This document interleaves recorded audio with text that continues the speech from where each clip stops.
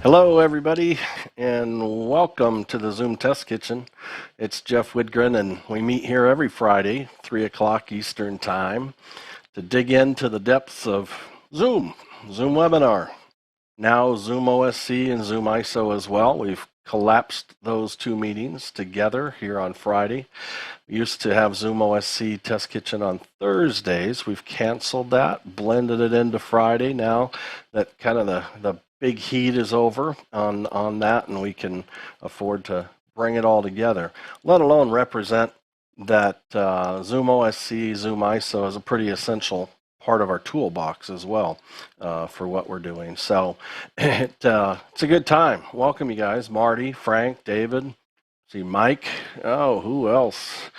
We got Buki, and I think that might be about it for now, but hopefully some more will got the invitations out, which basically lets you know we're on kind of late. I apologize for that, but always good to get together for sure and dig in. So if you've got cameras and you're in an environment where you can do more than listen, feel free to turn your cameras on and join us in our discussion and research, and we will go from there. But I think Frank might be Frank. Now I'm calling you Frank all the time, right? Frank, thank you for managing the waiting room. And David, you're here. If you want to do the spotlighting, feel free. You certainly don't have to absorb that responsibility. You're great at it. But needless to say, if you see something that I've missed and so forth, feel free to make that change as well.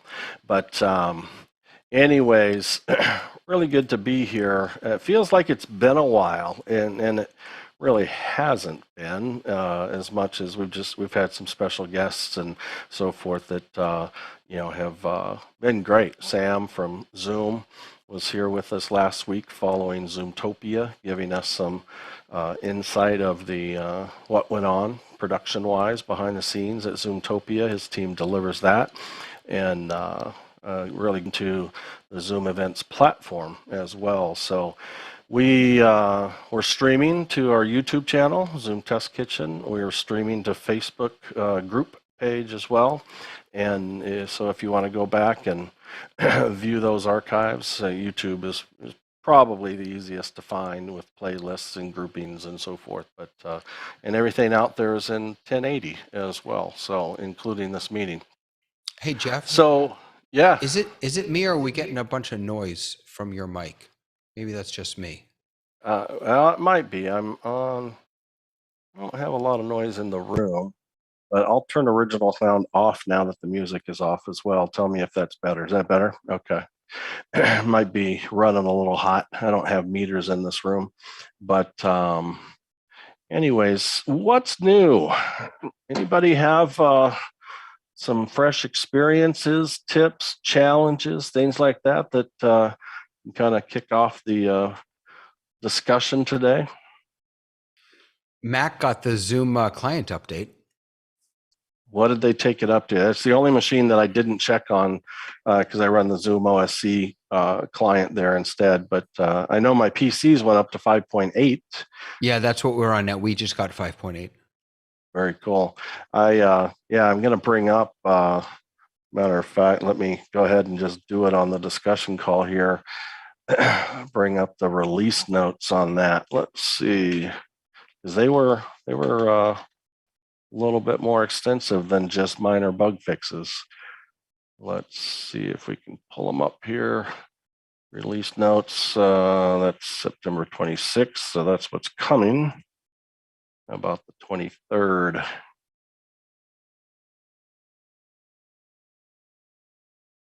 That says minor. Let me go back to, that's the date. I want to see the version too.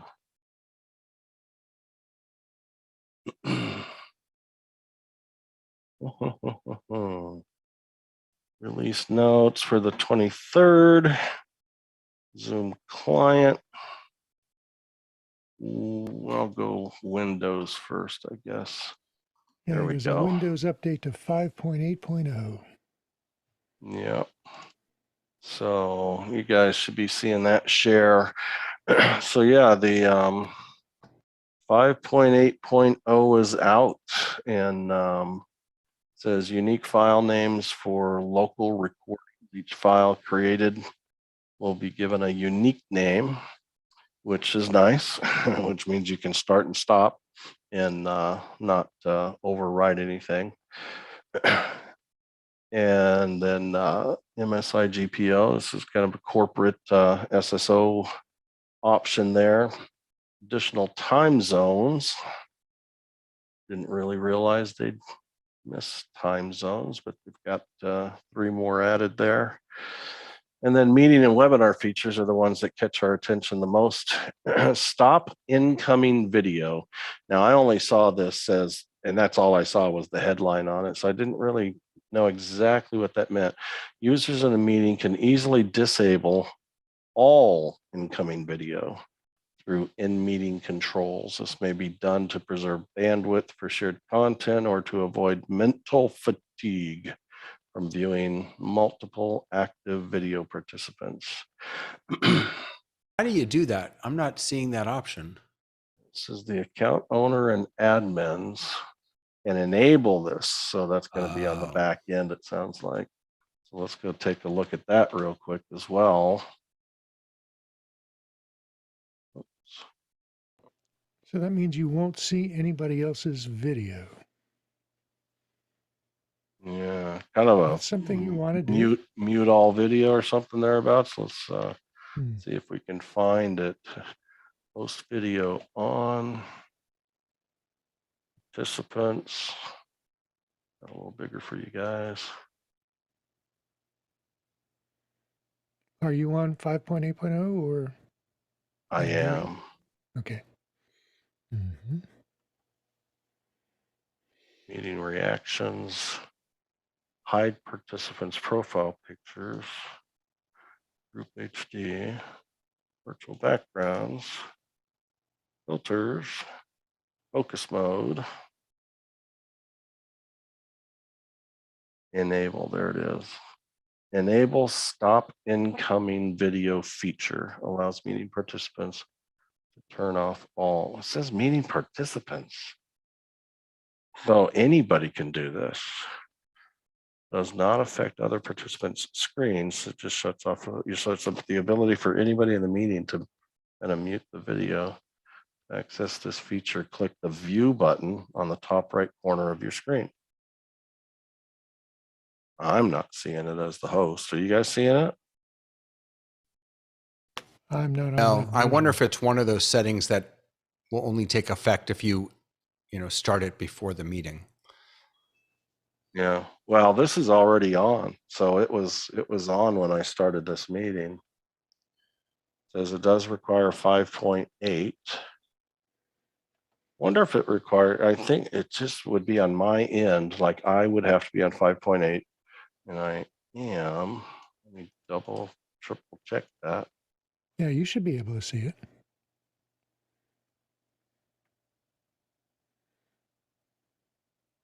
I can find that dialogue. There we go. So if I do check for updates, checking, yeah, I'm on 5.8.0. So anybody in the meeting that has 5.8 and no one's seeing that under their view button on the top right, huh? Yeah, speaker gallery full screen, that's all I see.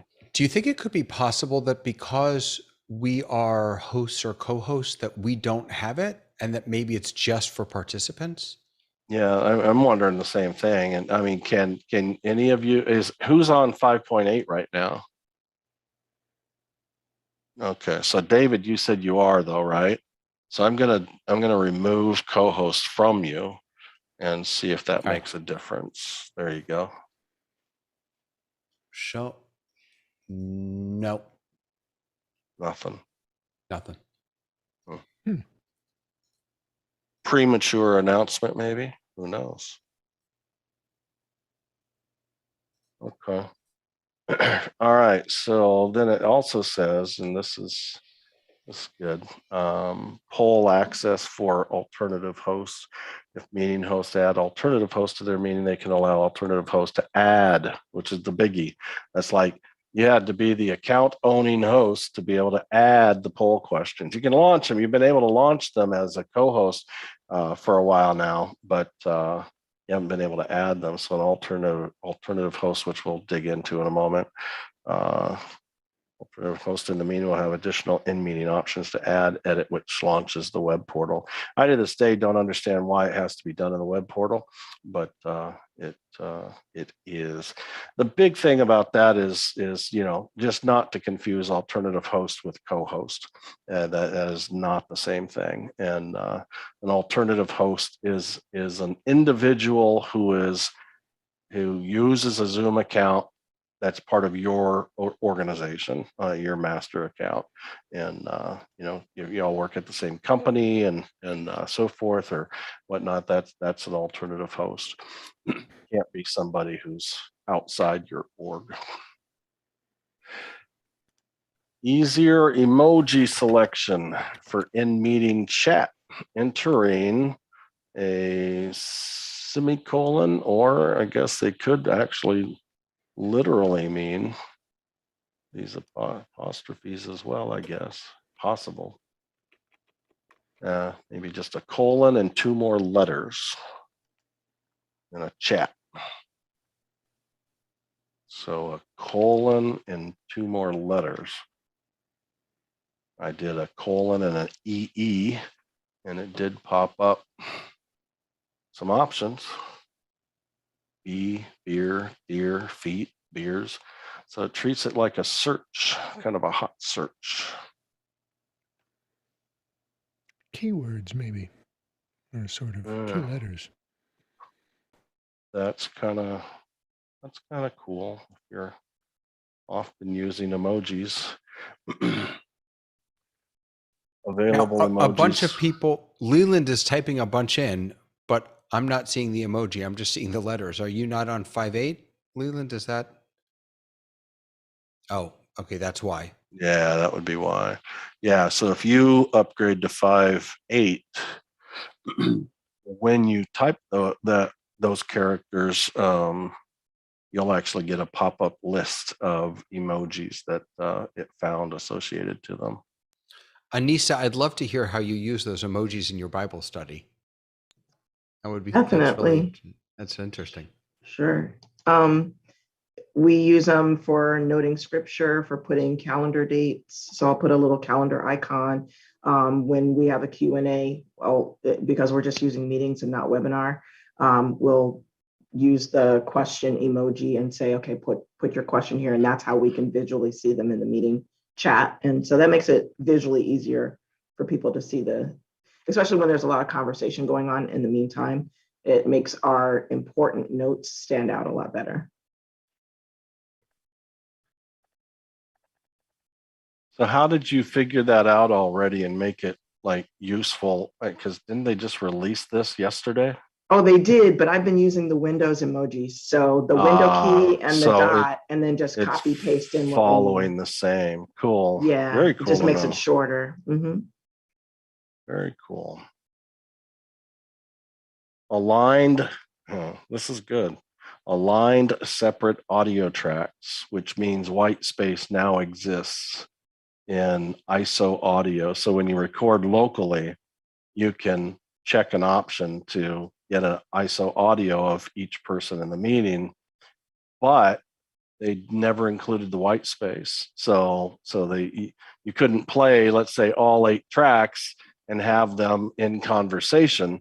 Now apparently you can. So yeah, recording tracks will increase in size slightly. It's like, yeah, white space is all the same. So hopefully they can compress all that out, which sounds like they have, which is great. Updated recording privacy disclaimer. It's been updated to provide clearer information regarding how their data is being handled and who accesses it. Meeting features, security settings overview. The host and co-host in the meeting can quickly check what security features are currently in effect for the meeting they are hosting. This information is accessible through the in-meeting encryption shield. I did not know that. I didn't read that far. Yeah, when you click on the shield in the bottom right, there's a Security link. settings overview. Yeah. Good stuff. Here, and I'll drag that over. That's the dialogue that it popped up. So only authenticated users can join, and it's enabled. Audio type, password required, require encryption for third party, and sound notifications says hosts and co-host only. So, and that's a feature you have to turn on the back end. So everybody who's a co-host and myself can hear the dings in and out of the meeting, but nobody else in the meeting does, which I love that feature. It didn't always used to be that way. I think it's probably been a pretty slow transition to it because it used to be everybody heard it, and therefore it trained everybody to shut it off. And the fact is I find it very, very useful, especially the closer to kind of a one-man band, when you're running everything. Once you get into the meeting, you kind of stop looking over at the participants window, and the isolated dings actually help a lot, especially if that's your role there. Participant attendance status. If the host has Google or calendar integration, how many of you are integrated with yeah, I'm integrated with my Gmail account, and Zoom will display a list of others invited to the meeting but not yet in attendance, allowing for quick checks. That's cool. They're invited accepted. Fine, maybe. Very cool. But where is that? You should, right? Because you invited, I mean, people register for this. So Yeah, I don't know if it's about registration. It's more about calendar invites, because I don't send out a okay. calendar invite with a list of you guys on it, inviting you to a calendar as well as. So that I don't think it would tie in the way I use it, but corporately, business wise, if I created a calendar invite, said make it a Zoom, and put a list of my invited members, I think that's where we'd start seeing all that. What I was kind of curious about is the ending part of that statement. It says, and will initially be available only for free users as part of a beta. So I'm wondering if that's only intended to be for the free users, or if that's something that they're going to make available to all the accounts, or if it's available on the main the paid accounts now. Oh, I wonder if that's just the enablement, like not kind of a release schedule, but their default settings in the portal. Yeah. Let's see. Let's see if I can do a quick search.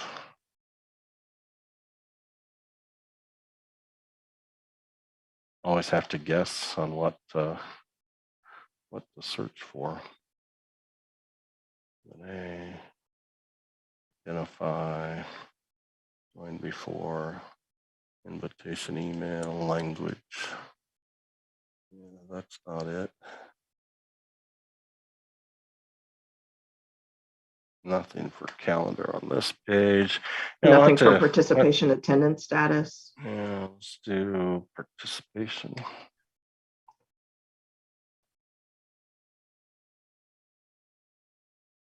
Oh, that's a biggie.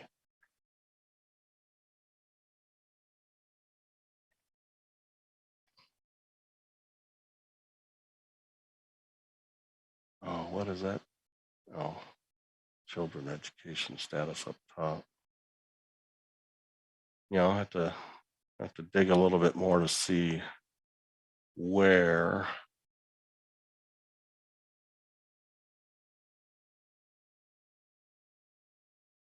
profile is, where the calendar integration is, right?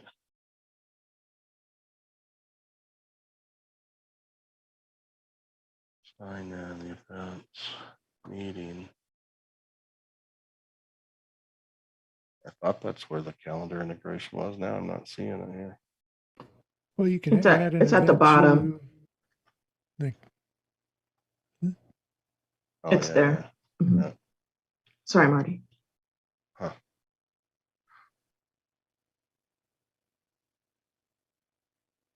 What were you saying, Marty? I was saying you can add an event to a calendar when you program the event in, when you schedule an event. You can add it to your own calendar. Yeah.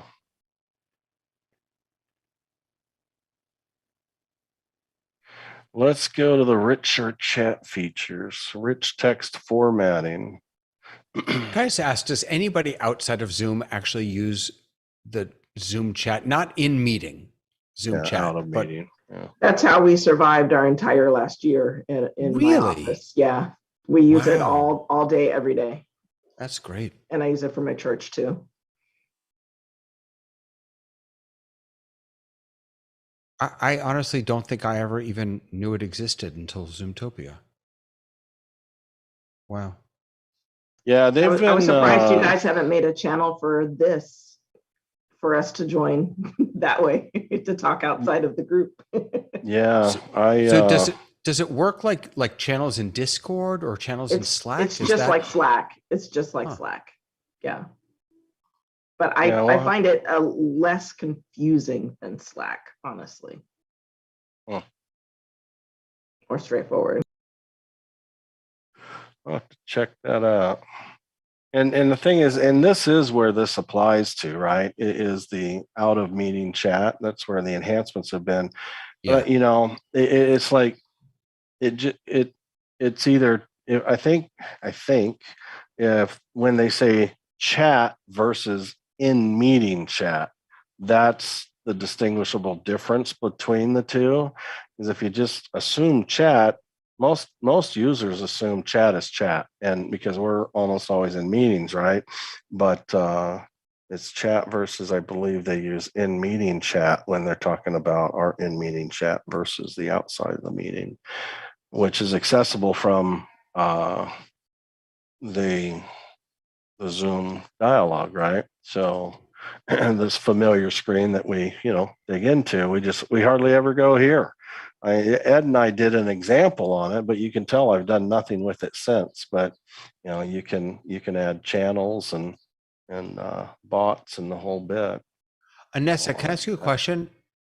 How is the experience on mobile? I'm looking at my mobile right now, and It's it's not. fantastic. It's consistent. If I take a screenshot on my phone or take a picture with my phone and drop it in my Zoom chat, it's on my desktop right the second I walk back over to it. So it's consistent. I was about to upload a picture of the So new how do you? formatted chat. Yeah, like how do you do that? Um, let's see. Here's I'm putting it in the chat here of what the new formatting looks like. It already had bold, italic, strike through, and bullet point lists. But now they've fleshed it out with like formatting sizes and colors and stuff like that, and quotes, and But then that's clearing the desktop, format. right? This is the desktop chat, yes. But what's the experience like on mobile? Oh, you know what? That's a good question because I have not been on it on that one.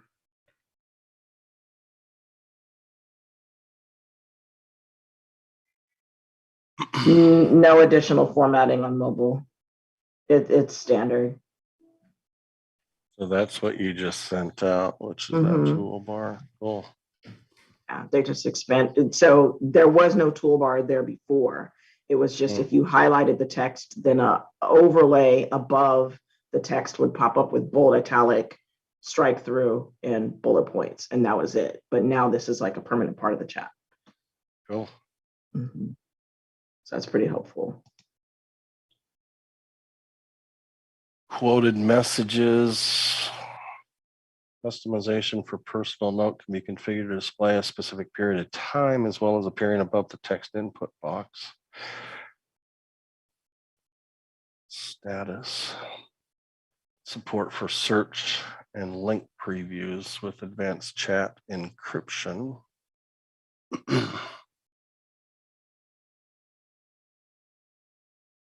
Clear notification when converting a group chat into a channel.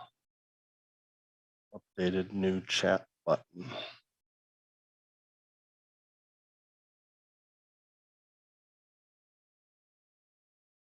Anybody using Zoom phone? I wish. All right, so that was Windows 5.8. Yeah, that was Windows 5.8, and then there's some upcoming. Find where I was. Here's the 26th, which is 2 days away. Got some release notes coming for phone, PWA, scheduler for Chrome and Firefox, Cloud Room connector, and a G Suite add-on.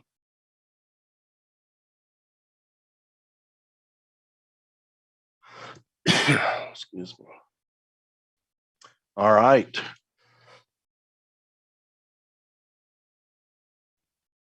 So there's some latest 5.8. They haven't said anything specifically. They do keep writing me back on my ticket that's in for the freezing issues that I believe was related to captioning. I'm not brave enough to turn captioning back on. I could, because I'm actually with some friendly folks right now. It's like, I don't know who was first in? David? Who was first in after me? Somebody. Was it David? I think it may have been me. I've been here since quarter of. So you'd probably get rolled over to to host if I had to bail. But then I'd turn off captions when I came back. But anyways, they do, support does keep writing me, and I last time I wrote them back again and said, we've replicated this issue, because was it 2 weeks ago when I was driving back from South Dakota and just kind of monitoring the meeting with a little bit to say, some of you and Ed turned on captioning, and in fact ended up having your client freeze after a certain amount of time, whether it's 15, 20, 30 minutes. The client Zoom app started to freeze up and give them problems. And that that not only made it replicatable, but it did it. Well, I have an itch in my throat.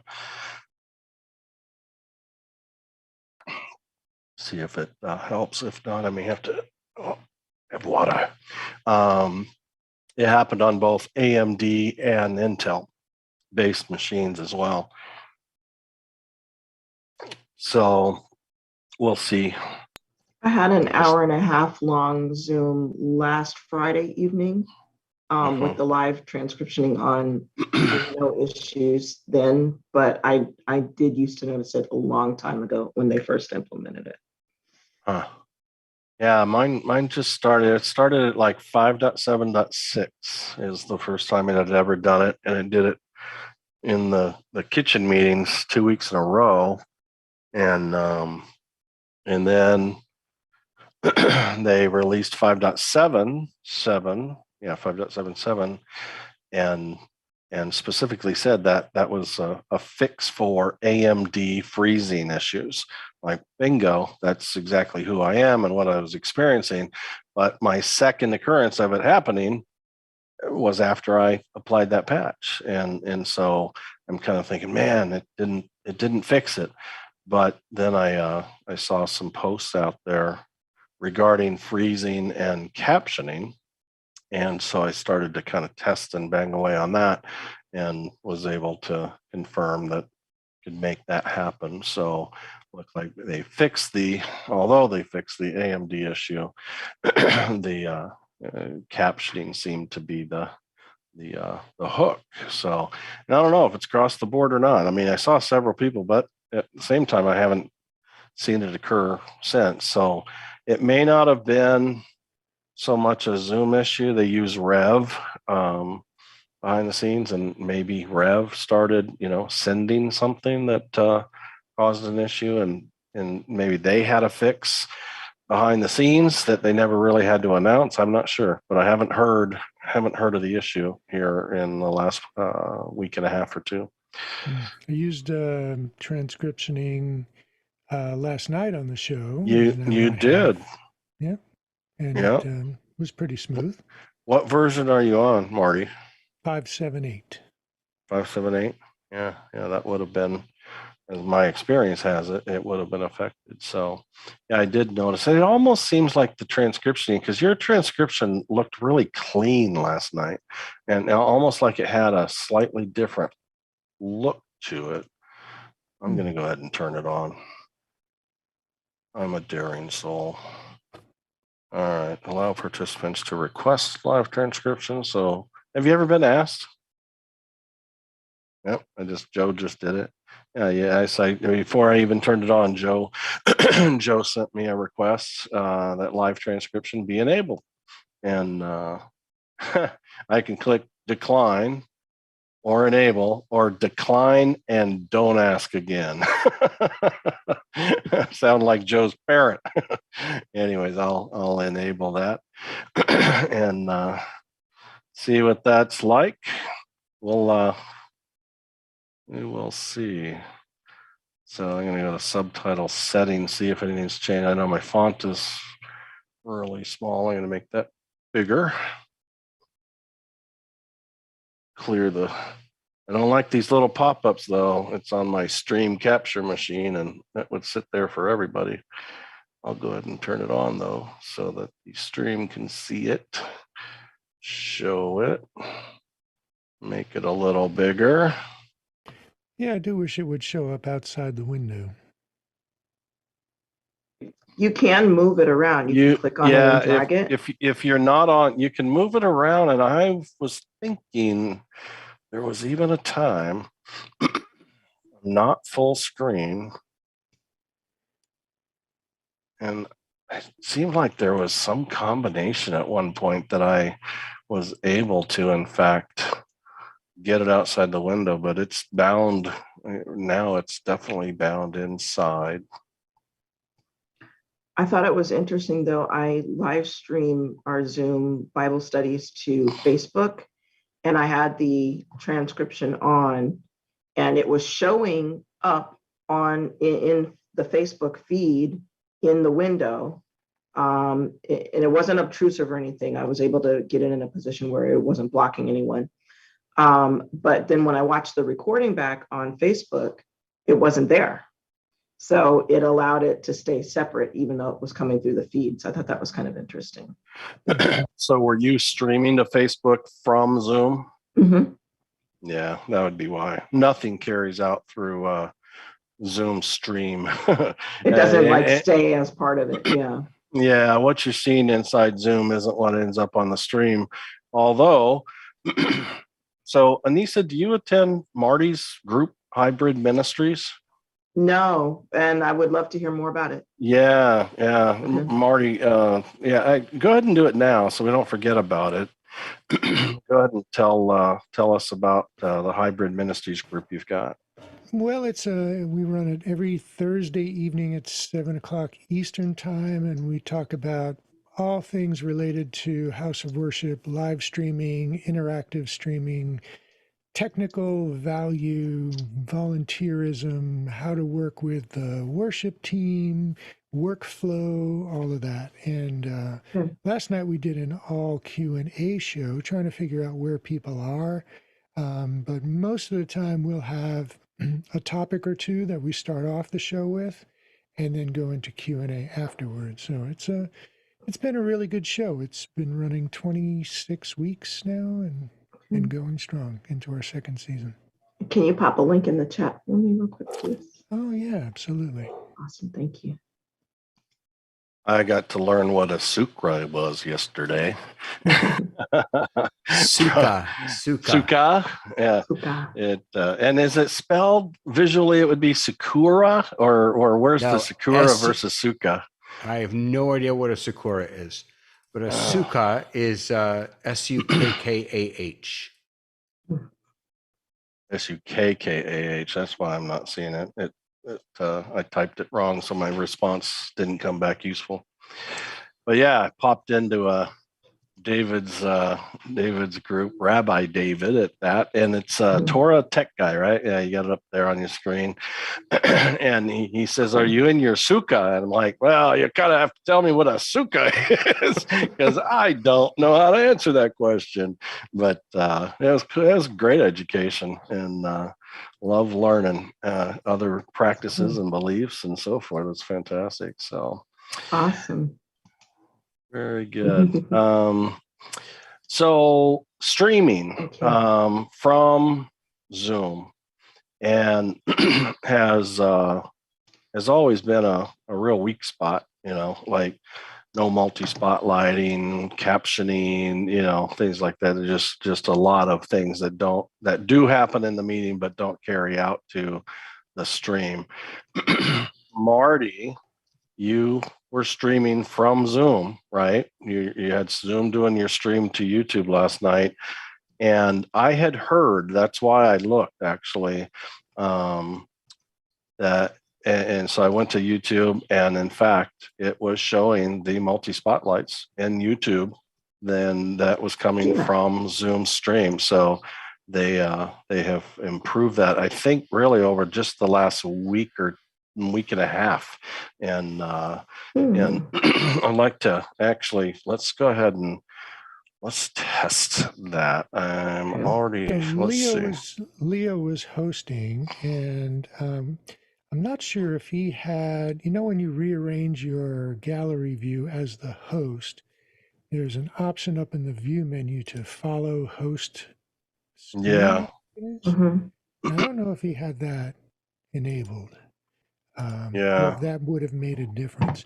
So, well, I did notice when you mentioned that to me last night, Jeff, I went back and looked at the YouTube recording, and the multi-spotlight was there.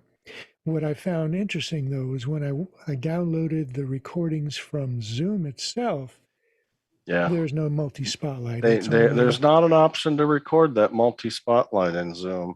No, it's like I only got the speaker view, gallery view, or both, either one of those with the share as well, but no kind of program out view, right?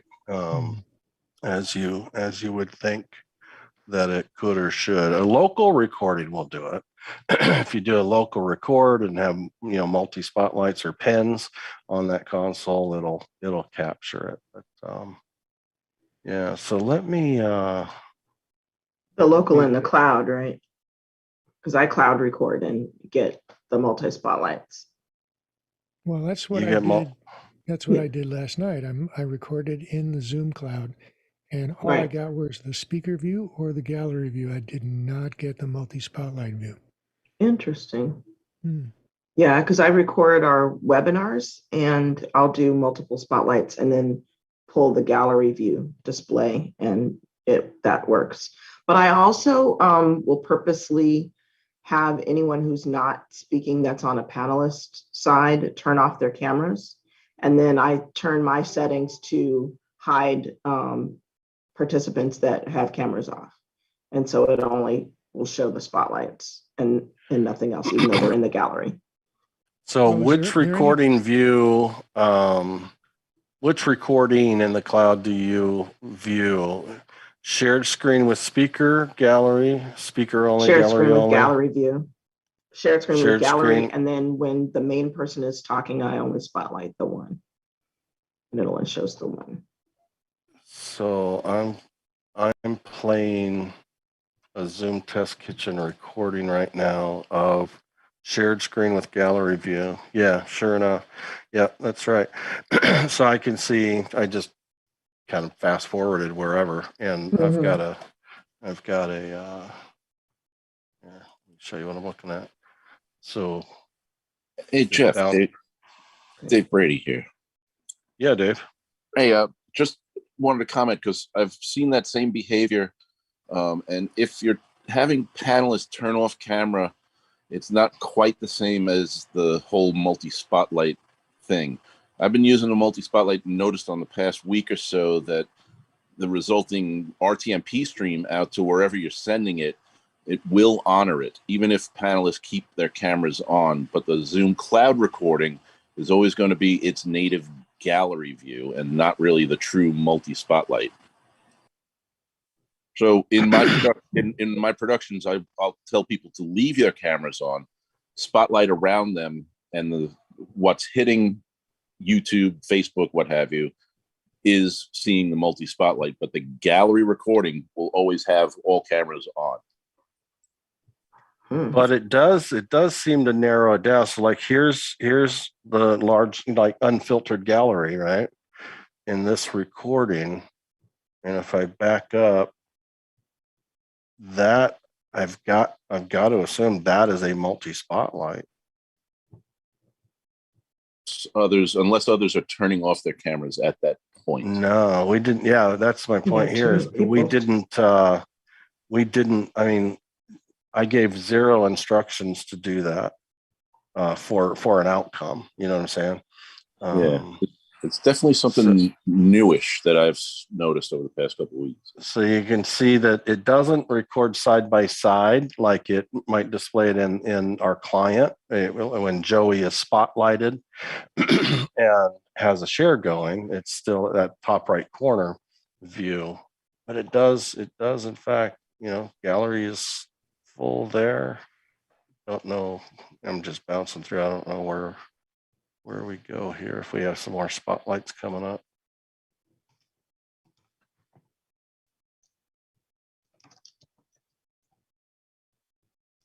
These transcripts rock. I mean, yeah, you can do a search for topic and then just go, yeah, I want to go watch that. And you click on the text and it moves the playhead, and just like, wow, it's phenomenal. Mm-hmm. All right. So the streaming part, I was going to. Yeah, so I'm looking at a recording from last night at the gallery view recording, and it's just showing the same gallery throughout the show. Gallery only, huh? Yep. But did you have settings on to capture all the different displays for the recordings? Yeah. Interesting. Yeah. And if nobody is sharing a screen, it won't give you that recording. It just gives you, like, nobody shared a screen last night. So we only got the 2 recordings, but in other weeks I'll get 5 recordings.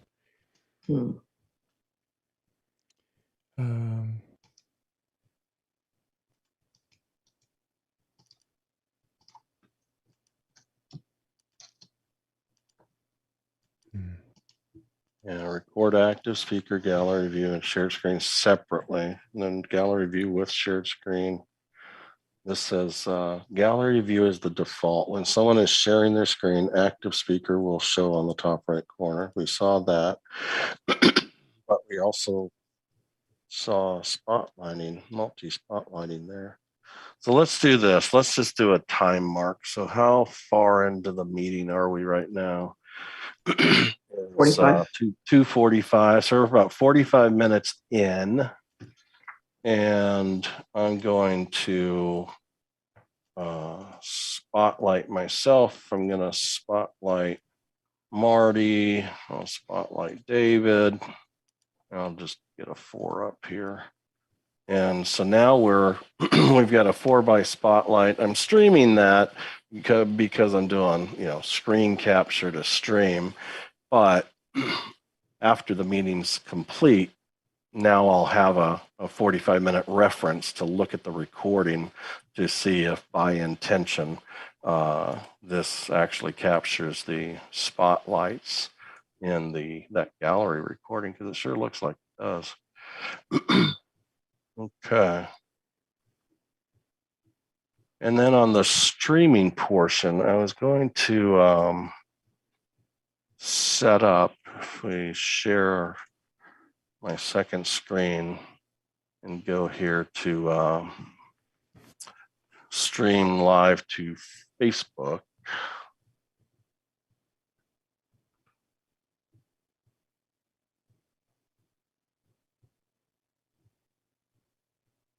Oh, have this set up well enough right now. Show on my own timeline, share to your group. This says share to your group. Oh, there we go. All right. Mhm. Here, yeah. They break it down differently than vMix slightly is all. So the Zoom meeting title, Zoom test kitchen stream test. I'll just leave the information there. Share it to your own timeline page or group. I'm already streaming to the page via vMix. I'll say share to group. I want to look for where they make this find easy here. Let's see. Yeah, I wish it was in alphabetical order. Yeah, Zoom test kitchen there. And go live. Subject does not have permission to create live video on this group. I find that hard to believe that I've never set up that page to do it or that group to do it. Let's see if I've done it to, well, let's do this. I know I can go to the Zoom OSC test kitchen page. There we go. Mhm. All right. So that's doing it. You all probably just got notified. I'm going to stop the share. Here, let me send you all a link real quick to the page.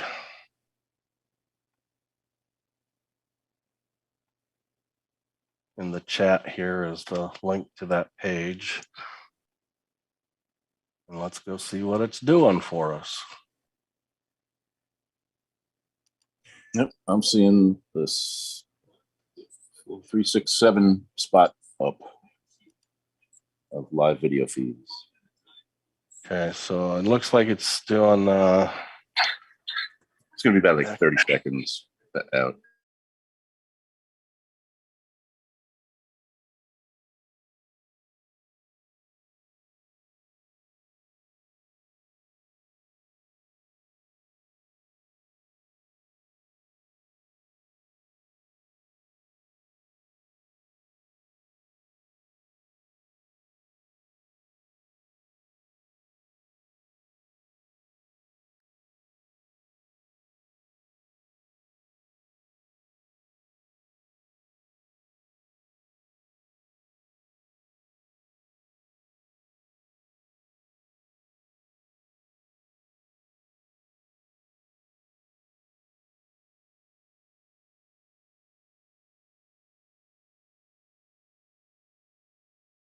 On the test that we're doing right now.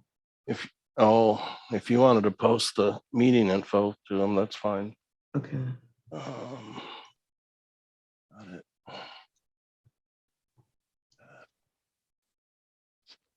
Again, I just blew the stream up. Get this back. Apologies.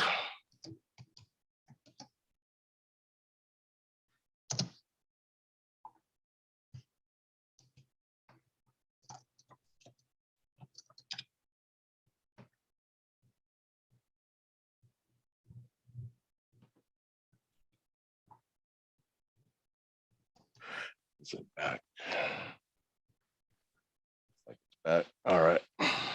Thanks again, Marty. Sure. Okay, so the stream itself okay, so now let me go to Spotlight.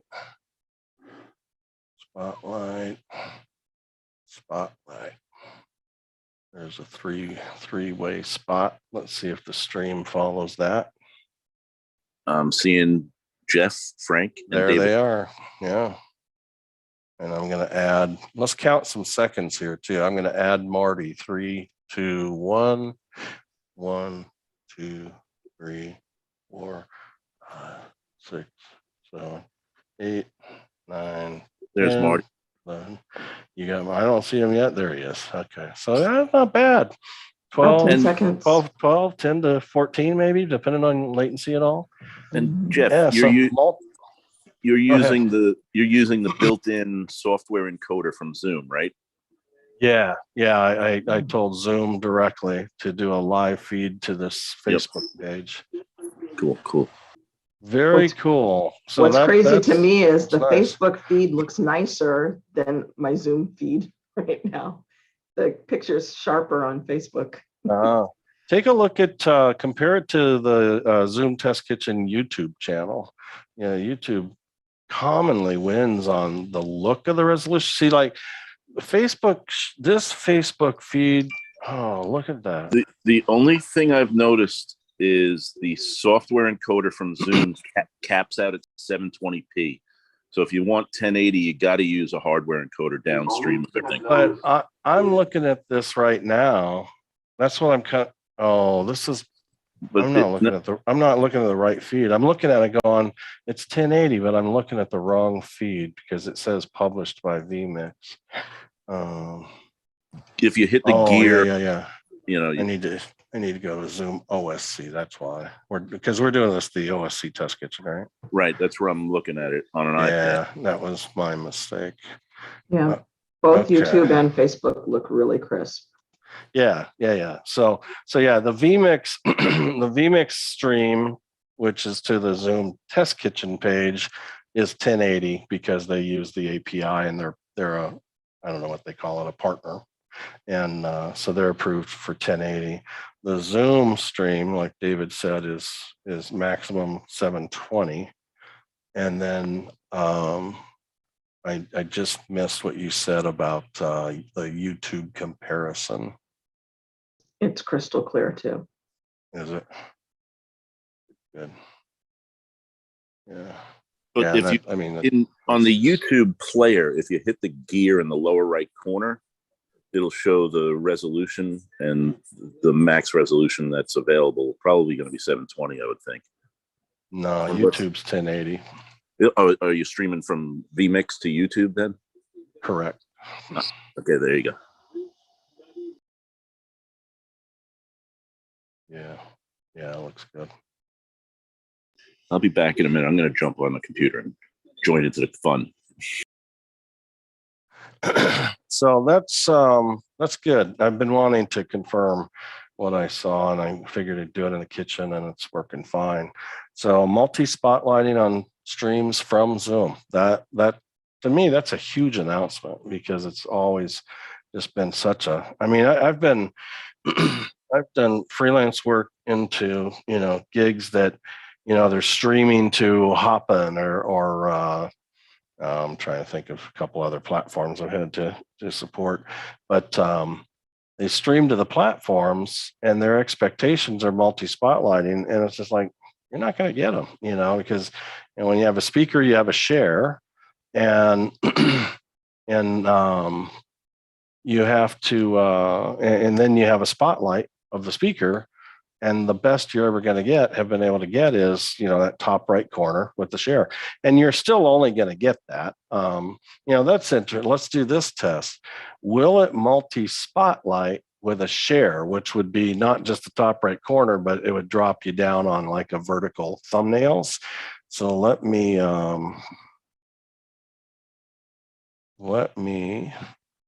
share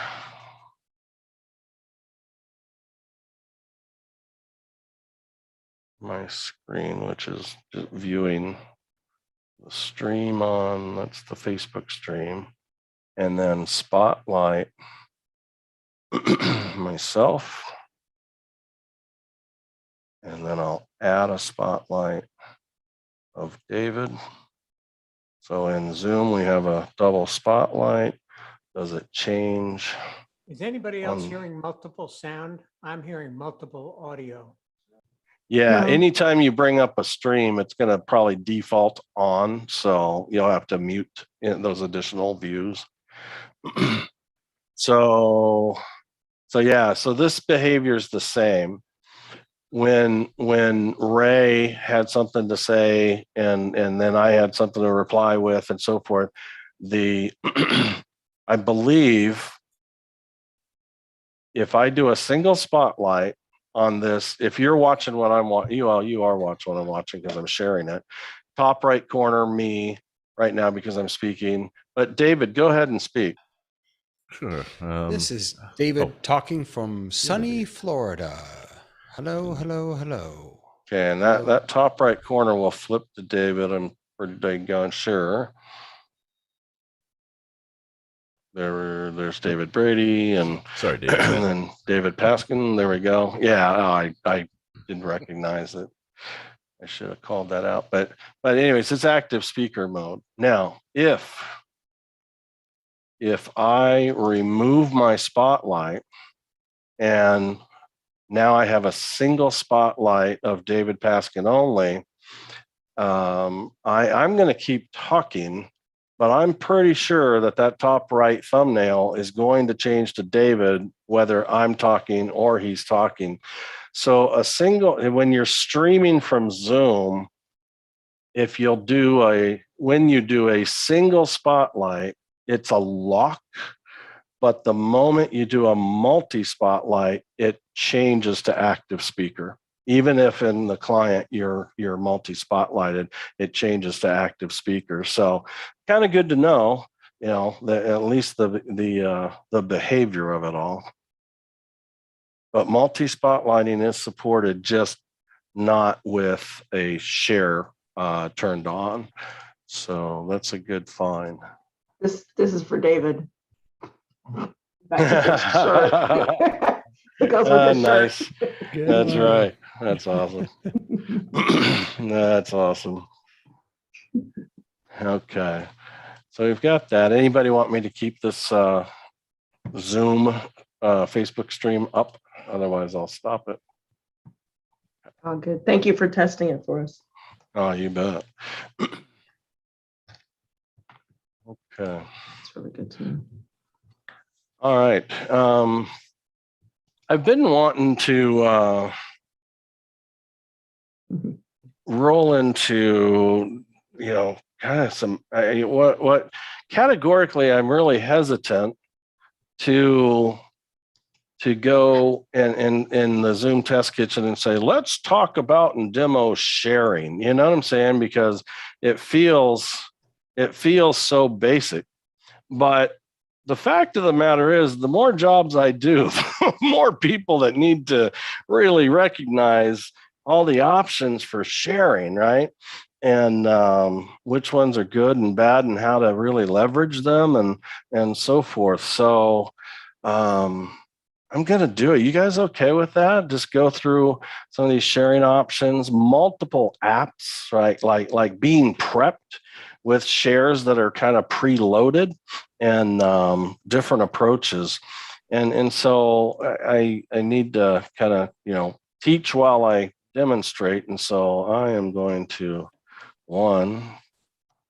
stop my live transcripts there. And let's see, While you're doing that, Jeff, I'll just mention that what I've started doing is I load everything that I'm doing, whether it's a presentation or a video or everything into, I'm on Mac, so I use Ecamm instead of vMix. I load it all into Ecamm, and then I video monitor out from Ecamm to a dedicated monitor. And then I have it set up in Zoom to automatically share that monitor. So when I click on share screen, I don't have to go and tell it what to choose. It just automatically shares that screen. So then I don't have to deal with specific screen sharing choices in Zoom because I have it all, the production all running through a production software. Very cool. Great tip for sure. And that's really what I think it's all about is testing, practicing, knowing what all the options, are and getting sometimes creative about it as well. So if I sharing my primary monitor, which I've hidden the non-cameras, non-videos, so you're looking at my gallery. So the share options naturally, share a screen. While I'm here on share screen 1, 2, or 3, I just make note. How many of you have seen when somebody shares the gray boxes? that, they're basically Mhm. normally they're like Zoom windows or things like that are gray boxes. who what do you do to resolve them?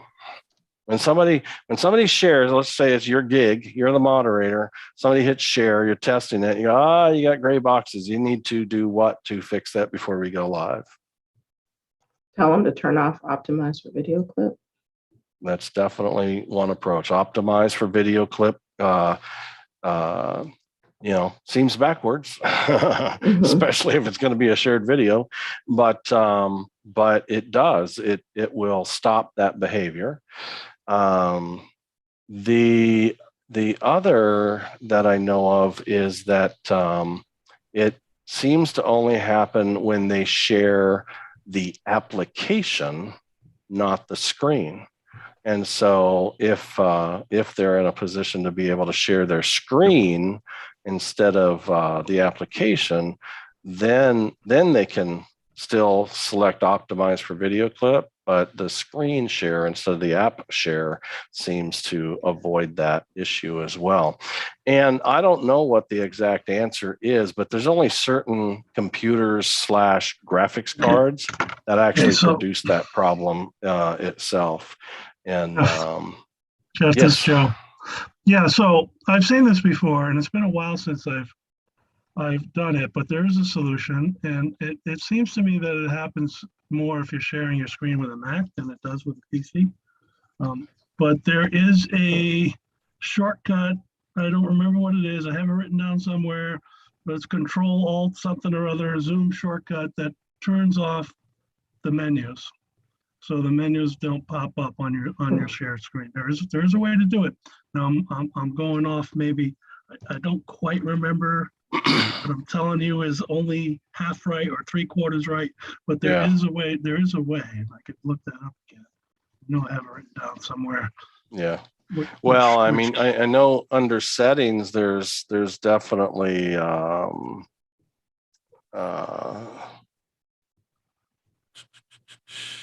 me see. I'm going to look up the shortcuts. There's this always show meeting controls that I would imagine that the people that have that problem might have that, but I've never used that as a fix necessarily. That's not it. That's related to your meeting controls at the bottom of your screen staying up, as opposed to hiding themselves. Yeah, that's unrelated. Yeah, but those often seem to be the boxes that cause, like when I, because I have a sharing right now, that when I popped up that option, the top toolbar, can you see that show up when I do that? It slides down. That toolbar is often one of the gray boxes. But I don't know always, whether it's a floating participants window or chat window as well. But it's like any sort of modal dialog box. Yeah, it's not part of what you're sharing. If that comes up, Yep. So, and I, in the past as well, I haven't seen it for ages, but somebody shared some kind of registry hack. It was kind of deep that would fix it, but it wasn't very inviting. It did fix it apparently, but it was on these machines with these specific kind of GPUs or whatnot, which is really kind of the combination that nobody hardly ever gets after, identifying or fixing. Normally it's that optimize checkbox is the fastest. So I found the one that I was referring to. And it's Control Alt Shift H, which means show and hide floating meeting controls. Now that might take away some, probably not all, but that might be something to practice, try out, test. Yeah. That's the meeting control toolbar that pops up while you're sharing your screen. So that will hide that for you as the host, but it won't hide, like, say for instance, you've got notification pop-ups appearing that are Zoom windows. Right. Yeah, it won't control those. But what happens is the participants see that gray box. Right. They don't see what's in there. And when you do that, Alt Shift SH, then it goes away for the participants. But then you can't see the controls either. Right. Right. And you can also do it, But you Jeff. can move them. Sorry. You can, I think you can pop those up much like activating a menu, in an application by hitting the Alt key. That will reactivate those kind of on the fly by touching that key on the keyboard. Like I said, it's I think the permanent being while this presenter is going to present for the next half an hour, the easiest by far, I think, is the optimize, for video check boxes to uncheck that, call it done. There won't be any further interruptions through that presentation and go with that. But I appreciate you sharing that. That's out in the chat now too. So Joe, thank you. And Nisha, thank you. Yeah, So turning the optimize for video off is fine if you're sharing still screens, but if you are sharing video, so what that does is, in my understanding, is it increases the frame rate. Because with a shared screen, it's just like 12 frames per second or something really slow because it's generally just still frames. If you're doing any kind of motion, you need something faster than that. That's the purpose of that checkbox. yeah, I gotta let tell me you add though, to that is today there's also a video share player built into Zoom. Mhm. And so I would recommend, I'll go to it right now, is I would recommend if it's a video file, then I would recommend they use the video share player. That would avoid that and still gain the enhancements that you just talked about, Marty. Mm. It actually even better. It does well, really good for the frame rate and the whole bit. So if I play, I'll do this a little bit later. But if I play, well, one by default, it checks the share sound and optimize for video when I select video. If I'm feeding it, it's gonna open a dialog, and if I feed it a file that's a 1080 file, it's gonna knock it down to 720. But if it's a 720 file or a 1080 account or 1080 file, but you're on an account that's a 360 account, it will bring it up to 720. And so it will improve the resolution as long as the source file will support it, and as well improve the frame rate as well because it's being shared in an optimized fashion, which is the video piece and so forth. There's some processing that I've heard about. I almost like I'm going to take just a guess on this. On it's how video gets processed when it's shared through this video player, and I heard it's done more at the client. Like the client is sent the metadata. Every client in the meeting is like sent the metadata, and then it goes and reaches up there and pulls it. But I don't know how they, like gin lock that to where everybody's seeing it about the same time and the whole bit. But it was a different load the way and where it's processed and delivered to the attendee. There's something there going on as well. But anyways, we'll run an example on that here in a little bit too. Marty? Well, here's a question though. So I've been doing a lot of sharing when I have a slide or a PowerPoint or even a video or something to share. I've just been doing it through my software switcher, OBS or vMix, and getting it to Zoom that way. So what would be and in that makes it really easy because then I'm not switching anything in Zoom. It's all being done in the switcher. So is there an advantage or disadvantage to doing that? I think there's the advantage is a smoother production, no question about it, right? I mean, I can just transition to, and it's super easy, smooth, and going. But there's also a requirement, like if you have OBS or vMix or a switcher that's being fed, a playback machine or whatnot. The requirement is the Zoom account that you're using, right? If it's a 360 account, that's not, I mean, it might be an okay option on video only, because of the movement and the motion, and our brains are pretty forgiving about that. But the low resolution account is of no help, right? And because even on a free Zoom meeting account, low res, Right. 360 or worse, a share will override that.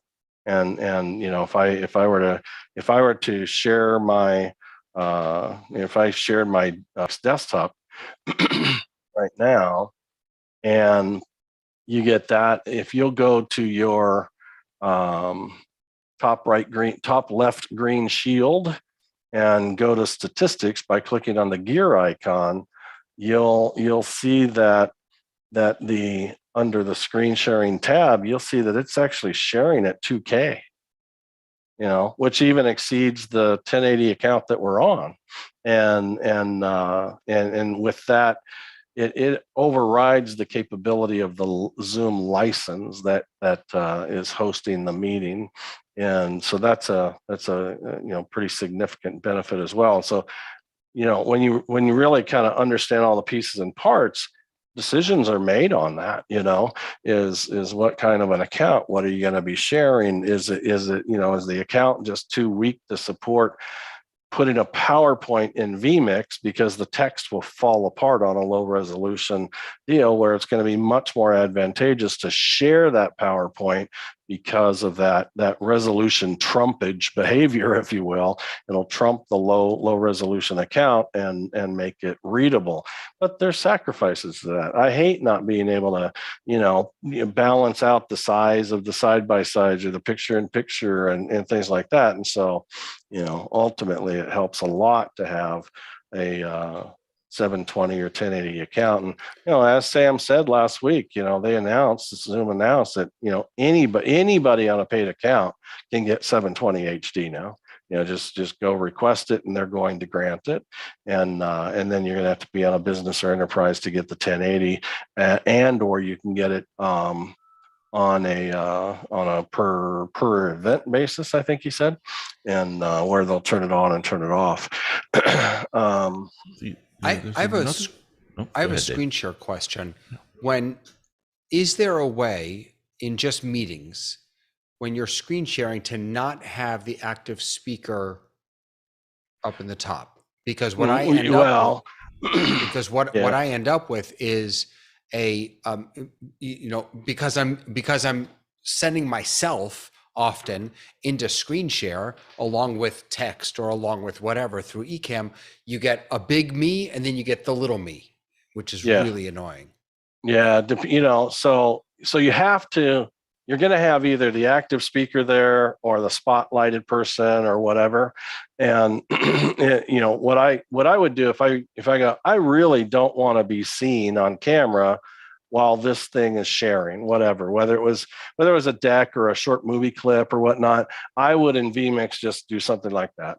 Just change my branding, right? And so I'm hiding myself. That will become the small thumbnail, you know, in this case, the Zoom Test Kitchen banner, but that could be a black screen, but it's still going to be a box, you know. And well, my problem is what I'm sharing is whatever is coming through. For you, it would be vMix. For me, it's eCam, right? So the production that I'm sending out is it's the virtual camera, and I'm screen sharing it and then kind of scraping that into Zoom. Yeah, that's a tough spot to be in.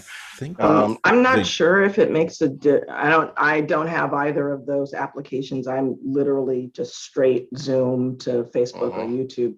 But I had a scenario where I needed to have no speaker cameras on and sharing the screen.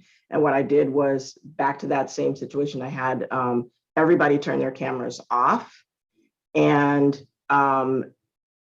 in the share view, they give you single speaker, multiple speaker, or gallery, but there's also a minimize, and nobody ever pays attention to it. So I clicked the minimize and I had no speaker cameras on the screen. It was literally just to share with the voices, and that worked. Yeah. Yeah, but weren't the options you were just talking about, that was from the participants window in a floating mode though, right? So you would have been full screen. That was me as host. And then knowing that what I send out from my host view was going into the recording or going into the outside stream. So, and that's how we got capturing it locally, and that's what's going out, or so me as host minimizing all the speakers would prevent any of the speaker cameras from being on display. Yeah. So like on my stream, I'm doing a capture of a desktop, right? But the way the steps to get it as clean as possible, no pop-up windows, things like that.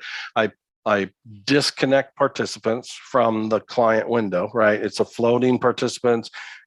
Super important that I also do that with the chat. So as long as I pop it out and float it and drag it to the other monitor, and then the gallery view becomes floatable because I make the Zoom client full screen, it turns the gallery view or that thumbnail strip into a floating window also. So I drag that off screen. So now it's just one full screen. It could be the share, it can be a spotlight, it can be multi-spotlights with zero interruptions. The only thing on the stream right now, if you're seeing it on the stream, is just the little recording indicator on the top left corner. That's it. And it took me a while to get there, actually, quite honestly. I mean, I didn't focus on it super hard, but eventually I got sick and tired. Now, the only thing that actually interrupts the screen that I'm aware of is when you turn transcription on, you get a pop-up bar across the top that freaking won't go away. And I haven't figured out how to get that off. It's like, oh, well, who's able to see this? You know what? I don't care right now. It's like, oh my goodness. So it's just that really kind of jump in the way. It causes literally everybody in the meeting to have to respond, every single one. And the machines that become critical, to kind of your workflow, it really becomes kind of painful. I wanted to add one thing real quick to Marty's point with sharing content in a camera feed. What I've noticed in doing multi-spotlight kind of things where you want a two-up of the active speaker and static content, PowerPoint, Words, what have you, it does that kind of strange focus shift where the active speaker kind of pops a little bit more in focus or deeper resolution. Here, I'll set it up for you, David.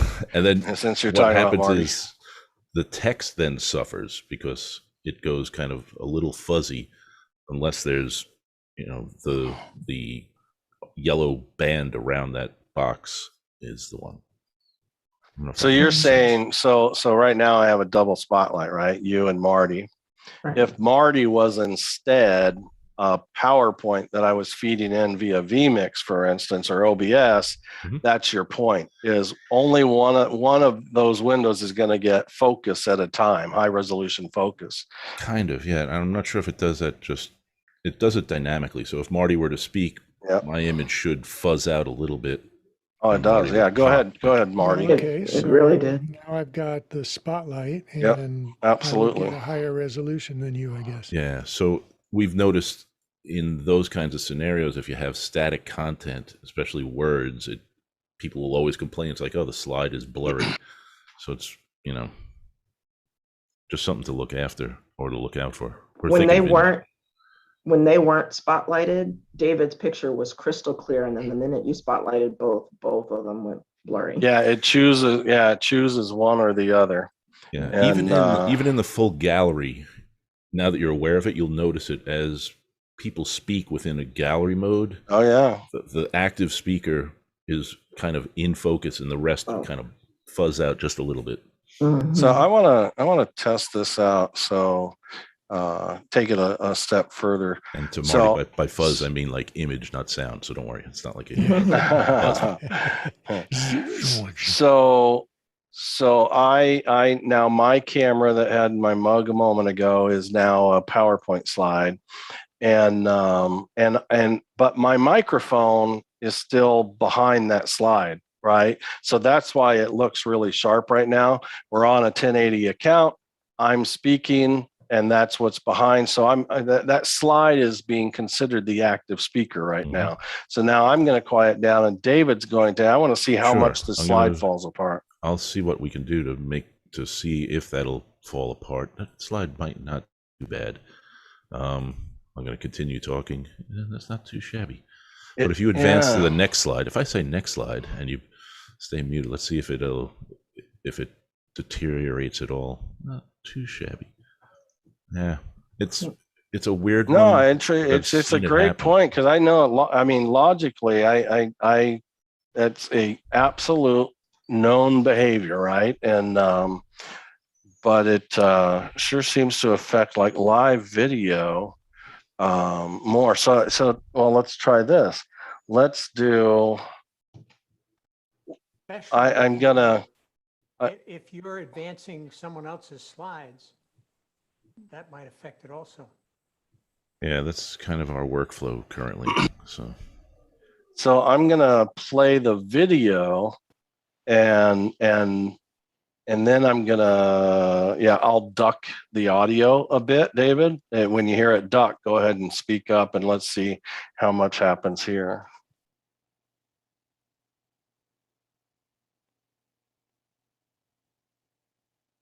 We don't have audio. Oh, you don't? Well, even when you just spoke, it duck. You can see how steppy it is now. But if you look at the saxophone when I kick in, or when anybody else speaks, it really stepped that image. Yeah, it's super interesting to me that it's not. It should definitely do it off my camera. Like if it's me, go ahead and talk.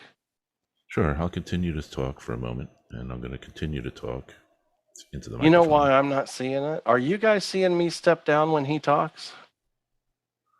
Go ahead, David. Okay, I'll continue speaking. Right now, I'm only receiving 144 anyway, so I'm not really seeing a difference. Yeah, there it goes. When Marty spoke, because the two of us are spotlit and the third party spoke, now Jeff, for me, you're very pixelated. And then if you were to speak. So if I speak and become active speaker, I should sharpen up. I'm not seeing it on my own client. Right. It does not step me down, even as the secondary spotlight, if you will, what causes the fuzziness.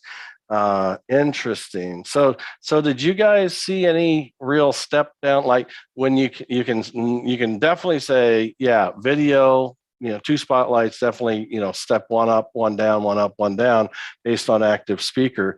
But did you notice the same behavior with either the slide or the video when I was feeding that? Because I can't confirm it because I'm the source of the feed, and it doesn't step me down locally. Although if I see two of you showing to me, I absolutely see the behavior.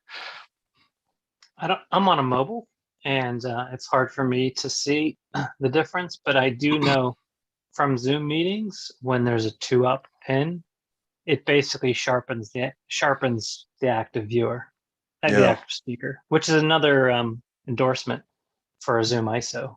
Where you can have individual pins. Josh. I know, Josh. You want to be me today, huh? We may not have let you in the meeting a week or two ago if that was you. Somebody came in with my name, and we didn't let them in because it wasn't me on one of my machines. But you're showing up as Jeff Widgren. Yeah. You're muted. Interesting. I don't know how that happened. I actually just got the alert, clicked on it right from my phone, and it said you too can be Jeff Widgren. Oh, I wonder if I might have put a bad link in the email. Might have taken something out of I don't know. That was weird. It's possible. Possible that I did it. I did it. No. You can just do a rename on yourself. I didn't notice it until someone. Are you on a mobile device? Is renaming yourself going to be tough? I'm on a phone. Here, I'll just type in Josh. There you go. All right. So let me. Excuse me. Remove the spotlights. go back to gallery and continue on sharing. So screen, we got optimizer or not. We did the we did a screen share, and I showed you that it's sharing at my full 1440p, right, like a 2K screen share. If I click on optimize, what does it do? And we say, well, it helps if there's going to be video, right? And so I'll go ahead and share that. Now, I mean, this exercise right now is really kind of all about going to the stats too, right? And so the stats are up. It says the screen share stat is now what was 1444 is now 720. So it'll either step it up or step it down to kind of a target 720 on the deliverable, although now it just went up to 1080. What the heck? I wonder if that's an account driven addition that it does to that. And it's bouncing. I've never seen a share bounce when it's optimized before, but it definitely takes it down. Yeah. So what can be really important, and there's another consequence to this as well. If I, in a meeting, if I shared a monitor like so, this one is a 2K. I mean, how many of you have a 4K monitor? You have a 4K monitor with you? If you were to share, David, go ahead and do it. I'll stop sharing. You currently disabled. You can share now. Okay. Share the 4K monitor non-optimized. Yep. If you're, it'll be you back in. Sorry, because you're full screen on that screen. But yeah. All right. It should have been you, but it might not be. Let's see. You can see my Slack. Hold on. I'll be right back. Yeah, I was going to say, as long as it's content ready. Yeah, let me get something going. I'll get something ready. Hold on. Okay. But even at a glance, when that was up and my stats window was up and yours was too, it was at 2160, right? And so it's a really high resolution that matches the monitor if it's non-optimized, which you say, that's awesome.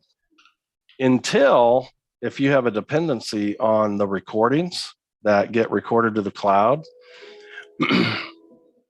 there's a lot of decision making that goes into the creation and rendering of the recordings, of course, after your meeting has completed, right?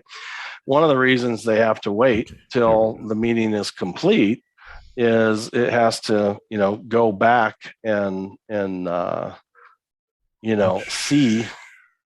So we've got 2160 on the resolution and on 2 to 4 frames a second because there's a ton of data there, right? Now, stay there with me. And if we look at the bandwidth as well, it's not quite as bad as I thought it would be, but my receive is as high as almost as high as my send. My send is 1080 out, but my receive's 5000K as well plus because of the high resolution share too. So so I'm at 57 to 6,000 on the receive side of my bandwidth right now. Go ahead and unshare that and share it again, but optimize it. Okay. I got as high as 7,000K on the receive. Ready? 1 moment, please. Optimize for video. And I'm not going to do the sound. And here we go. Oh, what the heck? That should be it, right? So now the resolution is at 720 on the screen share statistics, and the bandwidth is on my downside. I'm about 44 instead of 6,000 to 7,000. I'll just see. Yeah, it's at 4,000 now. It's settled down. 45. So 4,000 to 45 for a 720 feed instead. Still stuttering a little bit. Yeah, even optimized. Although I'm seeing 22, 24, 26 frames a second.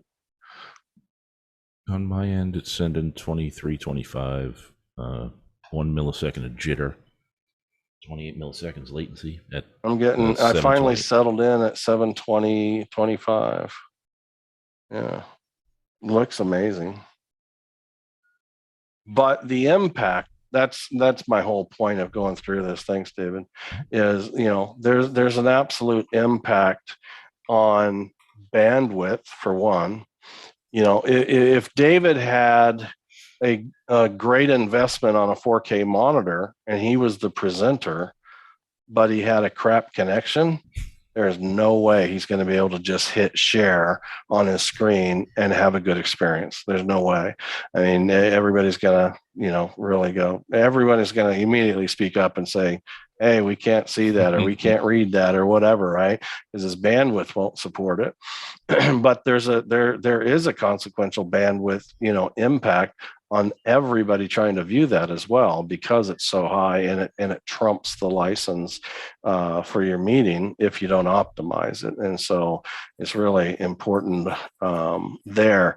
The other impact is your recording, your cloud-based recording. Let me say this, because David just shared that video in 4K, my entire cloud recording file will be 4K. Every bit of it. Because it has to scale the whole meeting up to the largest maximum at any given point. And so it has to scale up everything else, which can destroy it, right? Because, especially if it was a low resolution meeting. If it was a 360 meeting on, kind of an unpaid account and so forth, and someone shared at 4K, they're gonna have to upscale 360 to 4K in the recording. And so you have, a capacity issue, an impact there, but you also have this, effect of having to upscale everything to that largest resolution as well. So just need to be, kind of thoughtful about that. Also, the whiteboard is there. I want to stick with kind of not the extra tools at the moment. Let me go to this one that I think is really underutilized, quite honestly. And let me shrink down my vMix and go here. I'm going to go. Well, let me share my screen first so you can see what I'm going to select. So I'm going to go to advanced and go to portion of screen. How many of you have used or commonly used portion of screen? And I'm going to go ahead and do that. And it can be optimized or not as well. It can include sound or not. So that's your call. But this gets a little bit harder to show. Let me see if I can finagle this just a touch. Let me get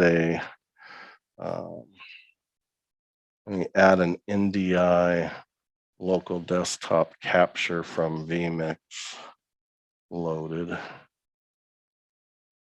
And then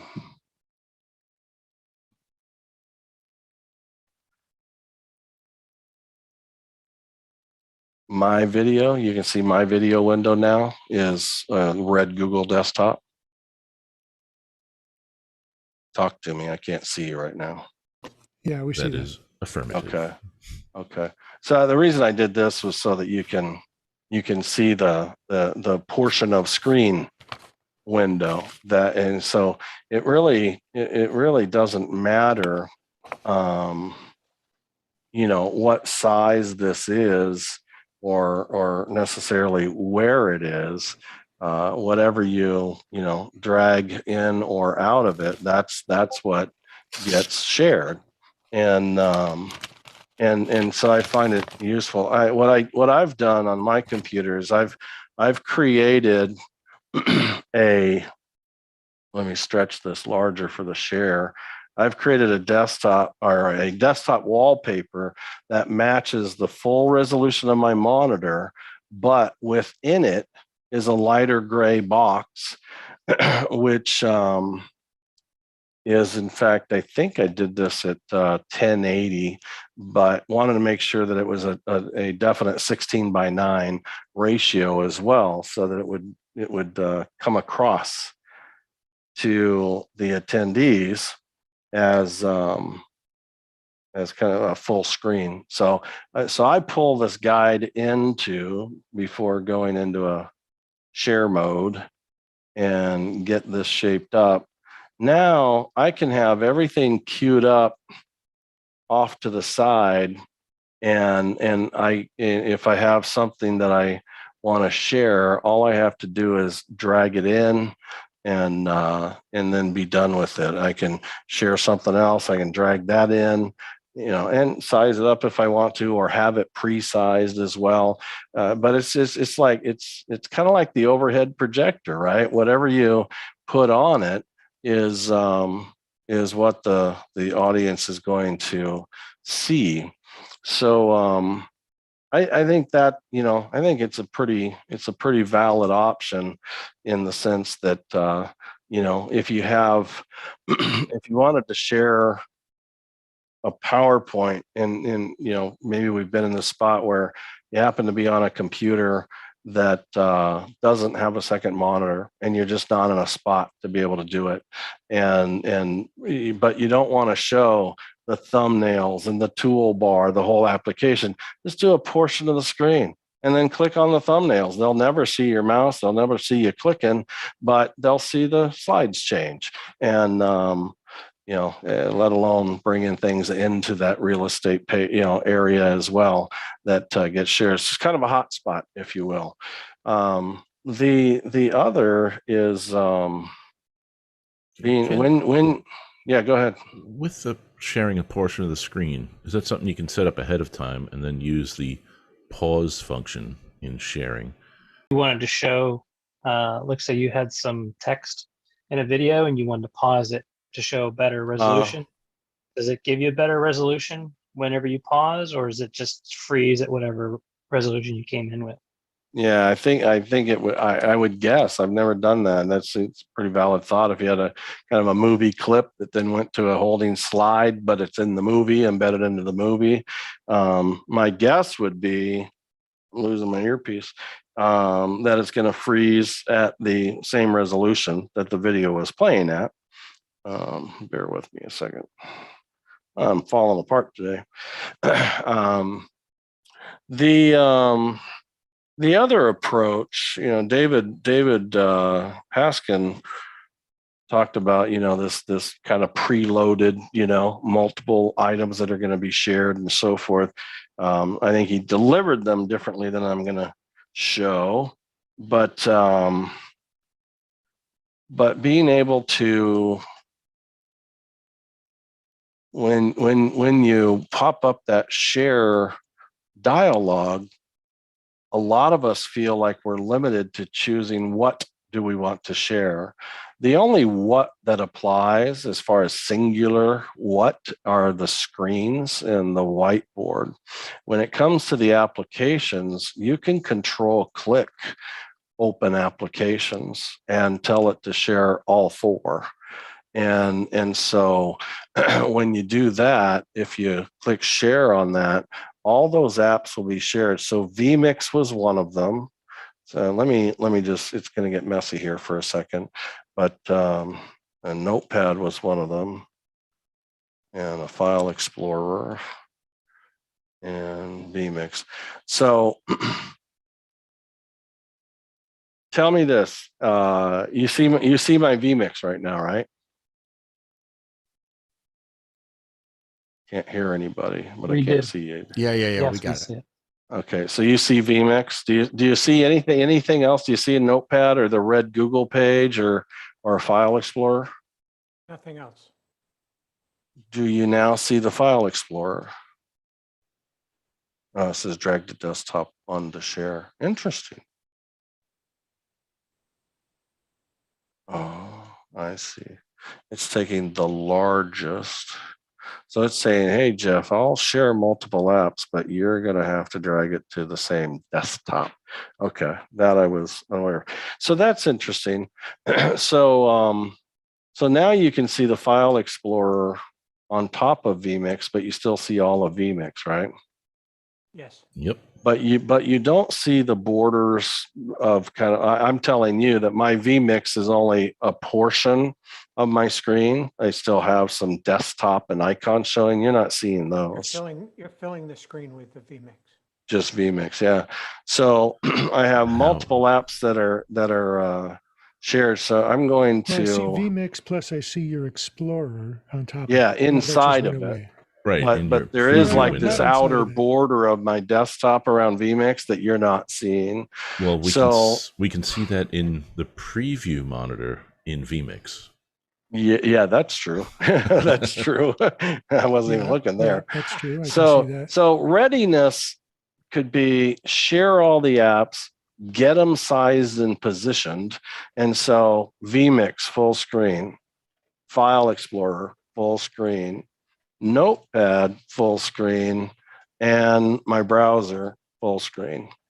Now they're all ready to be shared, but now all I have to do is take advantage of Windows or Mac and do a Command tab or Alt tab to switch between what I want to share, and instantly be able to change what's being shared as well. It's all, they're opened, they're sized, they're positioned, and so forth. So I can do that as well. As I did learn something, that they all have to be on the same monitor. But even if Notepad was smaller, even if the browser was, let's just say, somewhere in between that, but smaller than vMix, let's say, part of kind of partway overlaps, the Notepad. As I'm jumping between them, you can get into combinations where you're seeing parts of both apps because they're not laying on top of each other at exactly the same size, and that's why I feel like full screen is a pretty straightforward way to go, and then just Alt tab between the apps that you want to share. I think being able to bounce from a PowerPoint and a Word document and an Excel document and so forth, it's all prepped that way, and simply have the presenter Alt tab between those applications is pretty slick and smooth and super fast without having to. Most people will struggle. They'll go, stop the share and pick the next share and so forth. I'm going to stop the share and extend that last comment by, so it's a little bit hard to show, but the fact is when you're sharing, so I'm going to share my Google desktop or Chrome desktop. And when I'm doing that, there's nothing to say that I can't, while I'm sharing that, I've clicked on the new share button and I've selected vMix, and I go, okay, so we're done showing you this in Chrome. Now let me show you vMix. Boom. Now, keep in mind, I killed all those multiple shares before this example, and I was only sharing Google Chrome. But while I was sharing it, I clicked on New Share, selected vMix, and when I was ready to make the switch, I just clicked on the share button, and it immediately switched from one to the other. A lot of folks don't recognize that you don't have to stop and restart a share. You can just choose your new share, or share all the apps you're going to share while you're presenting, and possibly full screen and Alt tab them and so forth. Any other tips, ideas, practices? David, feel free to review what you did earlier too, so we can kind of compare these. I just wanted to share that one of the things that I find is people, presenters talk through their tech troubles. So, when they want to change their screen share, okay, true. hold on one second. You hear it. No, so true. Let me just click what's interesting is, because from your end as the presenter, as the host, the screen sharer, what you see is not pleasant. You get this big white window with all these different options, and you do have to kind of navigate through that. What we forget is that the people that we're sharing to, they're just getting a nice stream of whatever you're choosing to send them. And so I think one of the things is to know your way around Zoom well enough to be able to make these transitions a little more seamless and not narrate the process to the people that you're sharing with. So true. So it's such a valid point that they do. We often verbalize as we struggle our way through. I am. Josh has his hand up also. Josh, go ahead. It's Jeff. we noticed something in testing. It seemed like you could get the higher sample rate sharing audio through your mic input as opposed to over the share audio or share screen function when you're sharing the desktop audio. It seemed like the 48 kilohertz, if you enabled the high quality sound, came through a bit better through the voice channel as opposed to the share screen, which was a surprise. Yeah, that's news to me. Not that I just haven't tested a lot there. I do know we were office hours when they were debuting the last Remotes song, and they struggled with stereo. They're like, dang it, this worked. And the trigger, the culprit, if you will, was a telephone, a dial-in user, a device that does not have the Zoom client installed. That is literally a phone number dial-in, and when that device is present, it flattens the entire audio channel to mono and kills the stereo.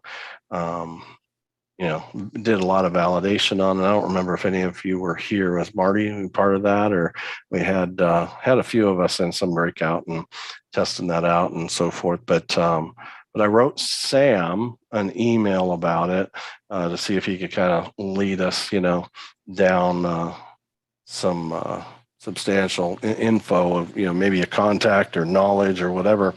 And so he did some quick testing. He said, we just did. And I said, are you doing a non-client phone number or client as a client? And so then he validated that a dial-in did kill it. And he contacted the audio development group inside the company, which I would never be able to get to. And he got validation. Yes, that's the way it's always worked. But the good news was it will soon be fixed. Like they were aware of it, and it's nothing new, but there's going to be a fix to that soon. So I don't know if they're really going to announce that or not, or if we're just going to find that now it works. But it was kind of all good. Found it, they knew it, and they were already on it as far as getting it improved. So that's pretty cool. Hey, Jeff, speaking of audio, do you have original sound turned back on? No. Oh, because we're getting a little bit of that fuzz again, or at least I was. Really? I wonder what I've got. Let me see what I've got on my microphone. I've got vocal writer, just right levels. I have my EQ. Let me just shut everything off. Turn the EQ off. There's no compressor. There's a little bit of noise gate. I'll turn that off for the moment too. Let me know if that makes any difference. So that's a good share. It's good to know, Josh. Always good to know that, when you can tweak and twist and make things better. And, often people around us go, how in the world do you know that, And I just like to say, well, Zoom Test Kitchen, because it's not documented. And this is the only place I know of where we really kind of dig in and try to really identify and share behaviors, what I call undocumented behaviors. And it just makes us all the better at what we do. I was going to go somewhere. What was it going to be? As far as sharing and presentations and so forth, how many of you have used internetclicker.com for presentations? So David Brady, why don't you you have a cell phone spare that you can just pick up? Open up a browser on your phone and go to internetclicker.com. Okay. Clicker.com.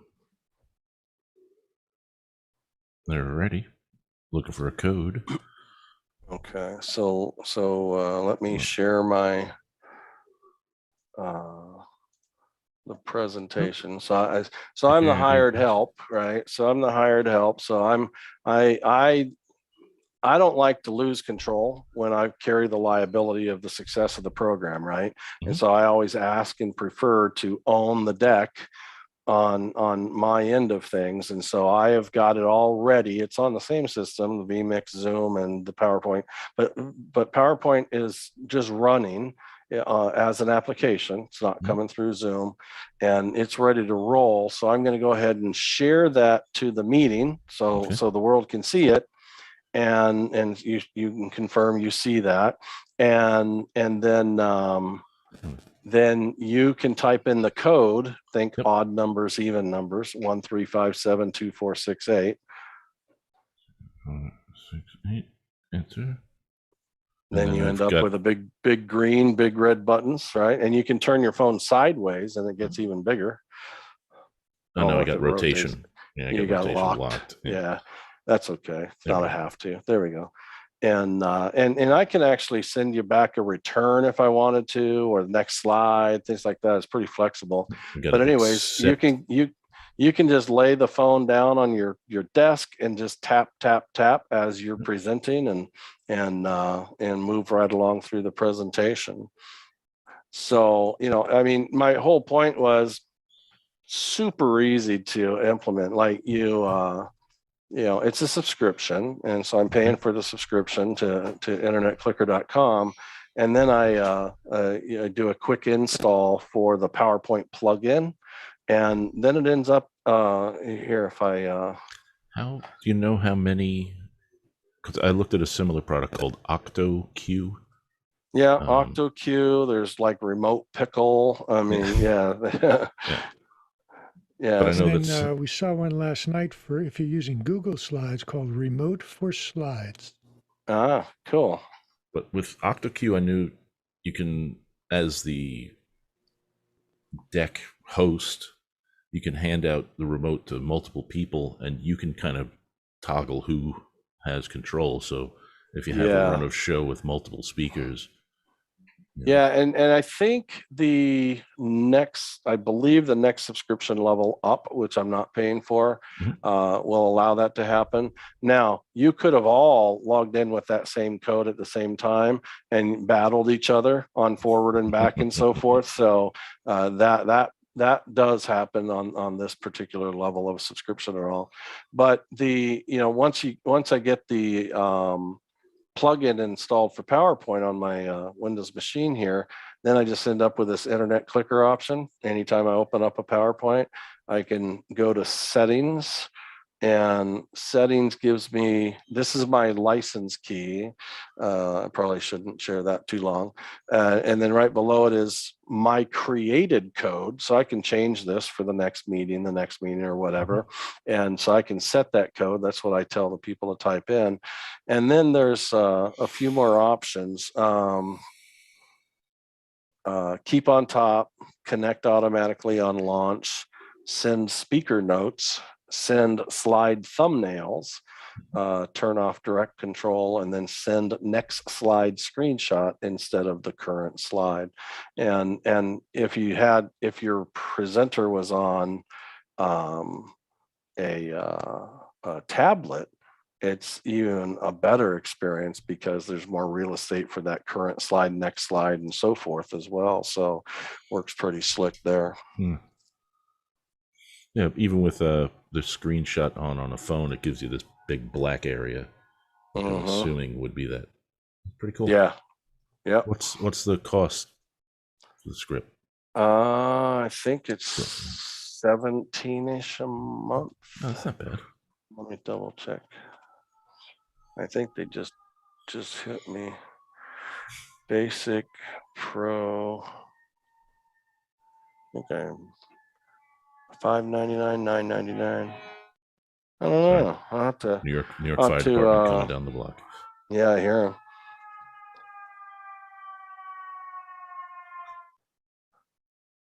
Unlimited events. Yeah, I don't remember which one I'm on. If I'm on basic or pro, I think I'm on pro. Wait, pro is it's in pounds online. Or no, I can change that. There we Wait, go. hold on. Sav Tech has. Yeah, so pros $15 a month or $90 a year. Basic is $7.50 a month or $45 a year. Sav Tech in the chat is saying if anybody wants to see it. Oh, hey Jeremy. He's got a internet clicker going right now if you want to see the return feed. Oh, cool. Yeah, cool. Jeremy Horn must be. Very cool.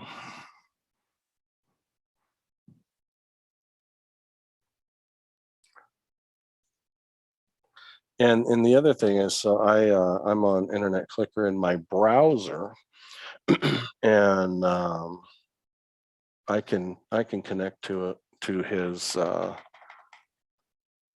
slides there in the browser as well. So I'm going to share my first screen so you can see what I'm talking about. So I'm there as a browser, and it says this code is this. Just paste that in. Curious if Bingo. either yourself or Jeremy would know, for like especially the return feedback, where's all that traffic going now? Because if you're doing something that's pretty confidential, you know, I know our security group at work would scrutinize on the validity of it. You know? Oh, as far as some of the imaging that's going, going, where's if you don't have any of the returns, they're just buttons, not a big deal, right?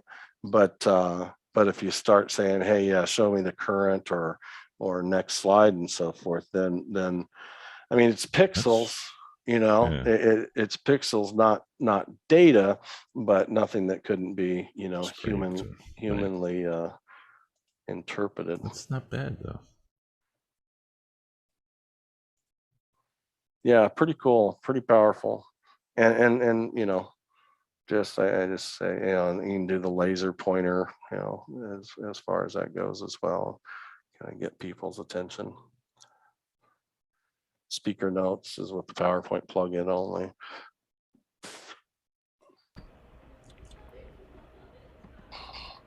So I'm getting myself back in my beer. Is that Tom? Hey, Tom, you're muted. But... Yeah, when I unmuted you, Tom, I was hearing you. Do you have speakers in your room, maybe? I have teenagers in the other room. So the product you said before, Dave, and I know we tried it out. Was that a more expensive product than this one? Do you know? Not sure. I think I seem to recall that it's one of the they're all comparable options out there. Octo or Octa, right? I forget. OctoQ. Yeah, remote show control. Pricing on OctoQ. There was in British pounds, if I'm not mistaken. So depends on the current exchange rate as to what kind of bargain you get. And they don't. And it might have been before Brexit went into effect. Yeah, so one-off event is £30. Monthly subscription is £20. So if I go to we need Leo or Internet Clicker pricing, we can compare this. So, or is this the same? Yeah, same symbol, currency symbol. So the Pro license, which is one notch under Enterprise on InternetClicker.com, is like £10 a month. OctoQ's doesn't look like they have like featured different levels. It's just subscription. There's a one-off event, a monthly subscription, or an annual subscription. That's all. That's what they offer. So their monthly subscription is £20 a month versus, I don't know how how it compares exactly versus 10. The enterprise on internet clickers, $1,200 or 1,200 pounds a year. The annual subscription for OctaQ says 180 pounds a year. That's a big difference. Yeah. Well, I've heard great things about OctaQ. I haven't used it. Yeah, Tom and I looked at it early on in the pandemic, because back then I was like trying to find solutions to everything to make things easy. Oh, absolutely. Yeah, it seems like with our clients, we're advancing the slides for them most of the time. Oh, yeah. Yeah. And we are getting a slap back, Tom, when your mic is open. Yeah, we're hearing ourselves back when you're unmuted, Tom. I don't know if you have some weird audio routing going on. It's all good. No.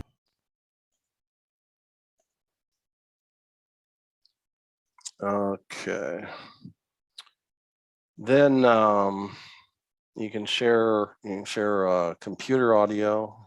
Go back to stepping through some of this, sharing computer audio, and when you do that, it explains, and it says mono is the default. You got to know that if you want to share something higher quality. But when the benefit of this is you can share audio from your computer without sharing your screen, which is kind of cool in the sense that if I tell it to share my computer audio, if I turn on YouTube now, you're going to hear it, but it hasn't occupied any screen real estate on anybody's desktop. So if I were to, so Josh, the other day when in after hours when we were messing with that, did anybody toggle that mono stereo thing in the share computer sound? Is that when might I explain... was sharing, I was using stereo sound. No. But in what Jeff just showed, there's a toggle button in that tile for share computer audio where you can force it. It defaults to mono, and you have to. Just wondering if. Yeah, I switched it to stereo. Okay. It's pretty tiny, I mean, if you're not looking for it, you can miss it. Yeah, for sure. Yeah, if I do it one more time and go advanced, and this audio is this tiny little drop down right there, and step that up, and then tell it to share, and then it just follow my system. I'm just wondering if that would have an impact on the bit rate. Based solution. Can you hear Marty? It's very robust. It can go 300 feet, but does it affect the voice switching behavior? And when you're using pan-tilt zoom cameras, no, it's like bed music. It's like a talk under. So we can still talk over it. They're pretty good workhorses. And you'll see the focus box around active speaker. Going. It won't duck. A lot of and ended up paying slightly higher prices. It then can you hear Leo Mendel talking? All the prices dropped. Yeah. Okay. At the end of the year, it's coming from a YouTube hybrid ministries. Now, is there a mixed level, or it's always going to be a I believe I just closed it, but let me reopen it. I believe it will react to the volume control in the YouTube player and in whatever player you're using. But here's Marty. Yeah, there you go. And I'm gonna. I'll slowly fade this. Lawyers, etc. So yeah, it uses the app volume control, whatever app it may be, and not the system. These ongoing on. Yeah, which is nice. And then finally, stop that. Share. As far as the volume, you mentioned mine just took my system volume. It can be the whole system, absolutely. Yeah, but if you do the individuals as well, so if you had like 3 apps, let's just say 3 YouTubes, and you can do the system volume, and it will affect everything, or you could individually adjust the volume on any of those 3 YouTubes, and it would duck and adjust them independently as well. In Windows, you could bring up the audio mixer panel and do that also. Curiously, I tried to adjust it in Voicemeeter Potato, and I was unsuccessful. The only adjustment that I had was using the app, the YouTube volume slider. So I had the system audio was routed to the first virtual channel, to VIO, and that one or the outgoing channel, neither one adjusting those virtual channels made any difference to the sound. It was only through the app. Curiously. Yeah, I'd have to. It's not my favorite thing to have to do when somebody says, "Hey, playback me." I'd rather just turn my vMix channel up, and feed it that way. But it's one of those things. It's not that we, hardcore focus Zoom only here, but I think it's really important to recognize, what's here if we had to go down that route as well. So the advanced video, I'll wrap up here.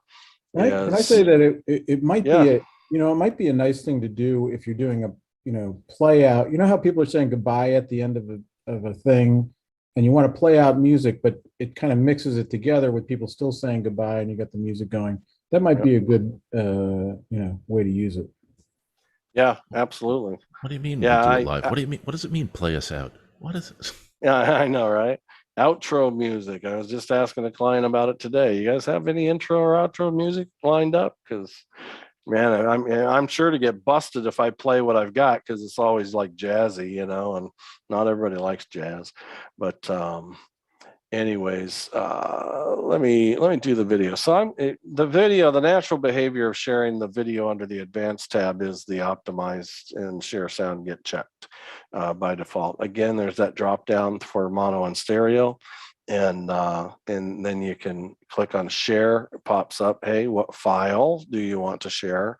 I have my son, who's I think this was an audition recording we did in the office here, and then once I click open here, then you'll see the share come to your side.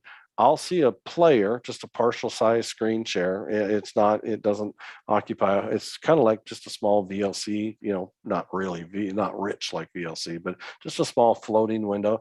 Doesn't matter where I put that window on my screen, doesn't matter how big I make that window. That makes no difference to you, the viewer. And its volume control definitely rises and lowers the volume to the listeners. And but it does not autoplay. So when I click open, it's going to pop up the player and just sit there. And this video in particular has a black first frame, and so you'll see nothing. But what I've learned is if I click open and I've got my left thumb on the space bar, I'll click open, hit space bar, it will look like it's auto playing. So here we go.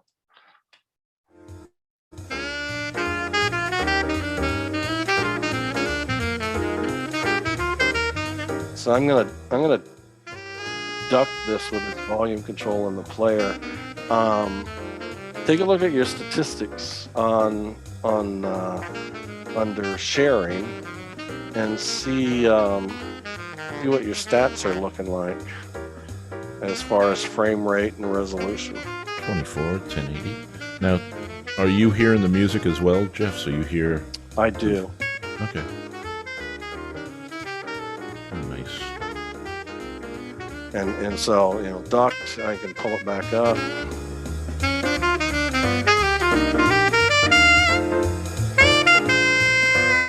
So, and to kill that, it's just the video player. You can just close the video player and it cancels the share, or while it's playing, if you wanted to kick right into another share, you could be getting ready for that by clicking new share, have it all ready, and the moment it finishes, just say go on that new share and it would flip right over to it as well. That was, what'd you say you were getting? 24? About 24. 1080? Yep. 1080, 720? 1080, right? Yep. Or was it 1080? Yeah. I don't remember how I shared it. I didn't uncheck the boxes. We came up with So 1080. that should have been 720 because it was optimized. So I'm gonna unoptimize the video, and this should definitely be 1080. Here we go.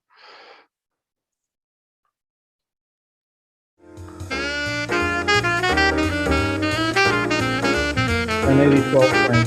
Now it's up to 23 frames per second. 1080 23. Okay.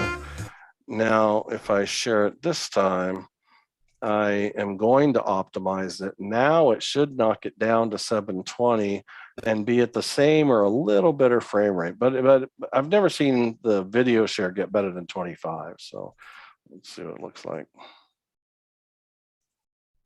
Yep,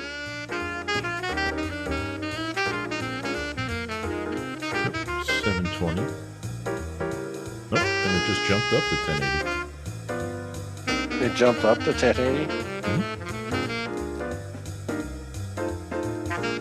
I'm gonna see if it bounces back down.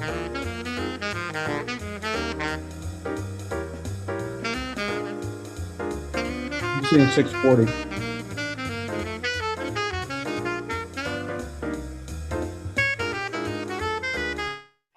Interesting, 640 even.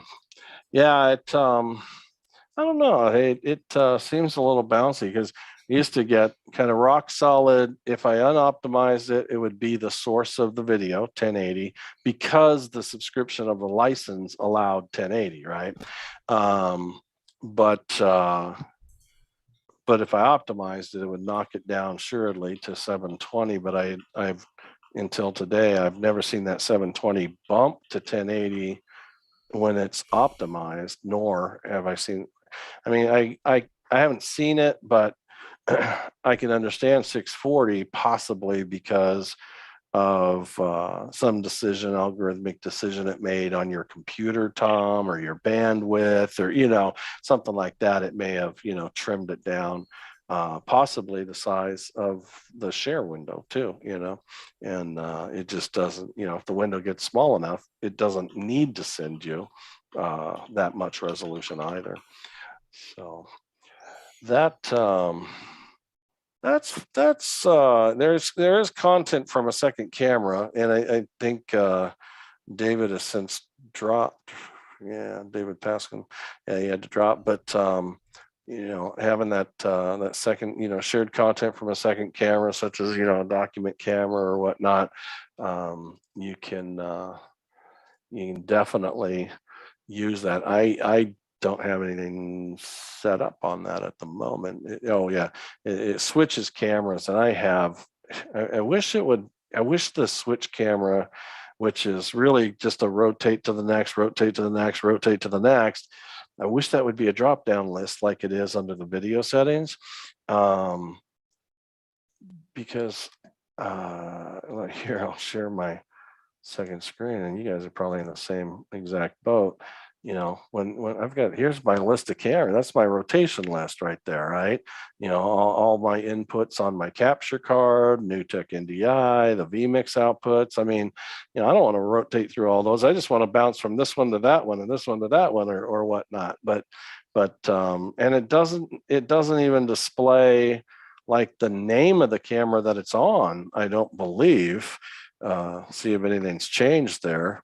But if I go there and I go switch camera, yeah, I just switched. There's no indication of what camera that it's on. That's my PTZ. that's my PTZ, but that's going into my capture card and so forth. So yeah, not as helpful as I would like it to be, in the sense of at least tell me the name or make it a drop down instead, so I can have a lot of devices to choose from, but pick them. What do you got, Josh? My feature request would be once you set your second camera, go back to it. If you switch, it there. So if you've picked your second camera, you turn on your second camera and go back. It should continue to go back. And then if you change it, then rotate through it. But you should just remember your last selection. Totally agree. Talking about memory, they have done that with original sound. So if I don't know if you ever paid attention to it, but if you haven't, you should select a microphone to always use original sound. And right now I don't have anything checked because I've been going through those issues. They have this deep clean Zoom uninstaller that I've ran over the last couple of weeks dealing with these freezing issues. So it took away all my preferences. But this, I normally come in on cable A. I tell my vMix to go out virtual cable A, and I bring it into Zoom with virtual cable A. And so anytime I'm using that input, so if I were to change my microphone, the moment I changed my microphone, original sound went off, and I came back to virtual cable A, it went right back on automatically. So that's handy, and that's exactly the kind of feature you were just describing, except for the camera side as well, right? And yeah, I didn't know that. That's a good tip. Yeah. And I would only use that for media, for original Yeah, sound. kind of your media player in. Absolutely. Yep. Good stuff. Is Guys, it that's automatic, or that's a setting I need to do? well, you need to tell it out of all your microphone input options. You don't have to, but if you have one that represents like a playback machine, then choose that one, because anytime you play something back, you want original sound to be on. And so if you tell it that, then anytime you make that the microphone input, it'll automatically assist you by turning on original sound.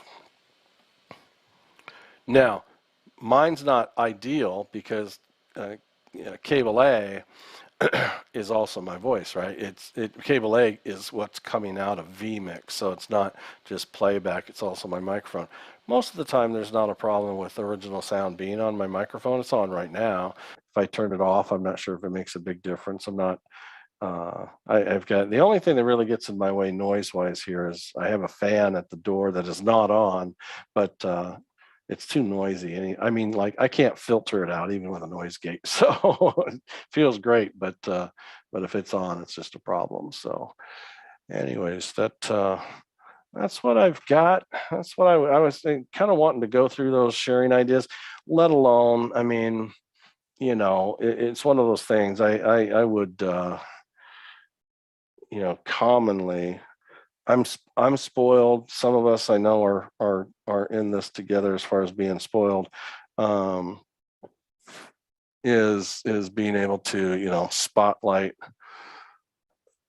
me and then cut to the slides from vMix, right?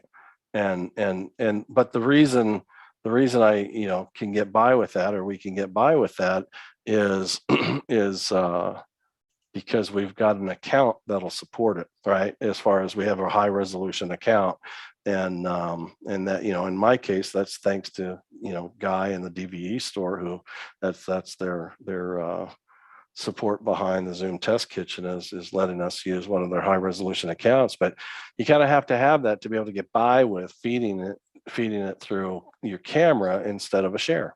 And if you have a low resolution account, then one, I would say these days, I mean, Sam says from Zoom, anybody can get 720 now.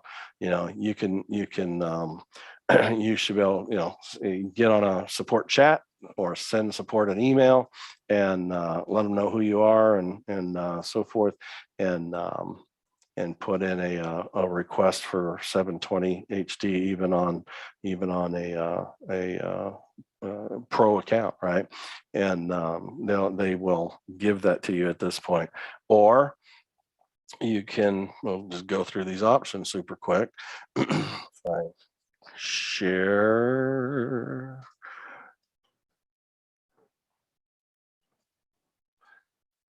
Go to,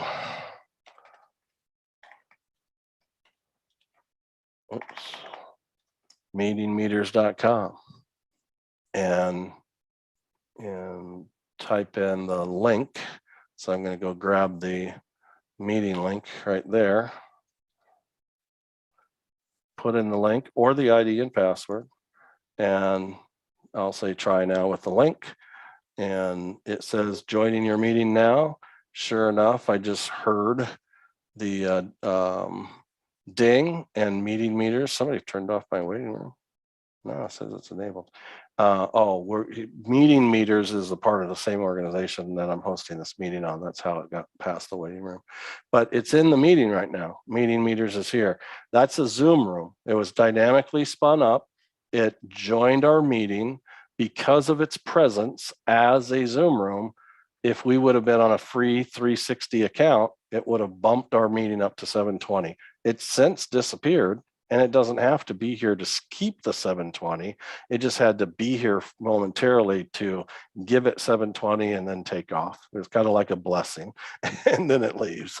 And so we instantly turn a 360 meeting into a 720 meeting. You can do exactly the same thing by going out and buying a Facebook portal. Any of them will do these days. An Echo Show. Trying to think of if I'm missing anything else. Those are the major options: Echo Show, portals, meeting meters, and or now a support request. If you do a support request to get 720, it's going to be there all the time. You don't have to go invite a special device in for the bump. The one thing that the 720 bump doesn't get you ever is that resolution that will be in your meeting. That will be it won't be in your breakout rooms, and it won't be to your attendees in a webinar, but the panelists will get it, and your meetings will get it. If you want those other areas to take place, then you have to spend more money and go through some special hoops and so forth to get that ultimate 1080 bump that carry. And you can get 1080 and still not deliver 1080 to webinar attendees. You still have to get a special request in and approved to be whitelisted for 1080 webinar to attendees as well. That's kind of the ultimate pinnacle of high resolution according to Zoom and their processes and requests. All right, y'all. Cool. Been good connecting. When I get ready to say goodbye to my friends in the Zoom test kitchen, I know it's the weekend. So enjoy your weekend, whatever your plans may be. No more Zoom OSC test kitchen on Thursdays. That it is an absolute fair game topic, though. In the Zoom test kitchen, you'll see in invitations every once in a while that, hey, this Zoom test kitchen, we're going to be focusing on Zoom OSC or Zoom ISO. If Andy has some new announcements or releases or things, he will be coming here with those as well. So it's not that it's out of our world, it's absolutely an essential part of our world, but this is where it will all happen. Tony, you've been awfully quiet today. What's going on, my friend? Well, not a thing is going on. I just wanted to come in and just glean some knowledge. Yeah. Happy to be here with you, Jeff. Good. Thanks for stopping in. We've got, I know Leland, he's off camera, but I'm well aware. Josh, Tom, David, Jeremy, James as well. I don't know who SavTech is, but thanks for coming in. Anyways, do have a good weekend. We'll check out with a little music and slides, and we'll see you, I'm sure, before next Friday, but definitely next Friday as well. So take care, everybody. Have a good night.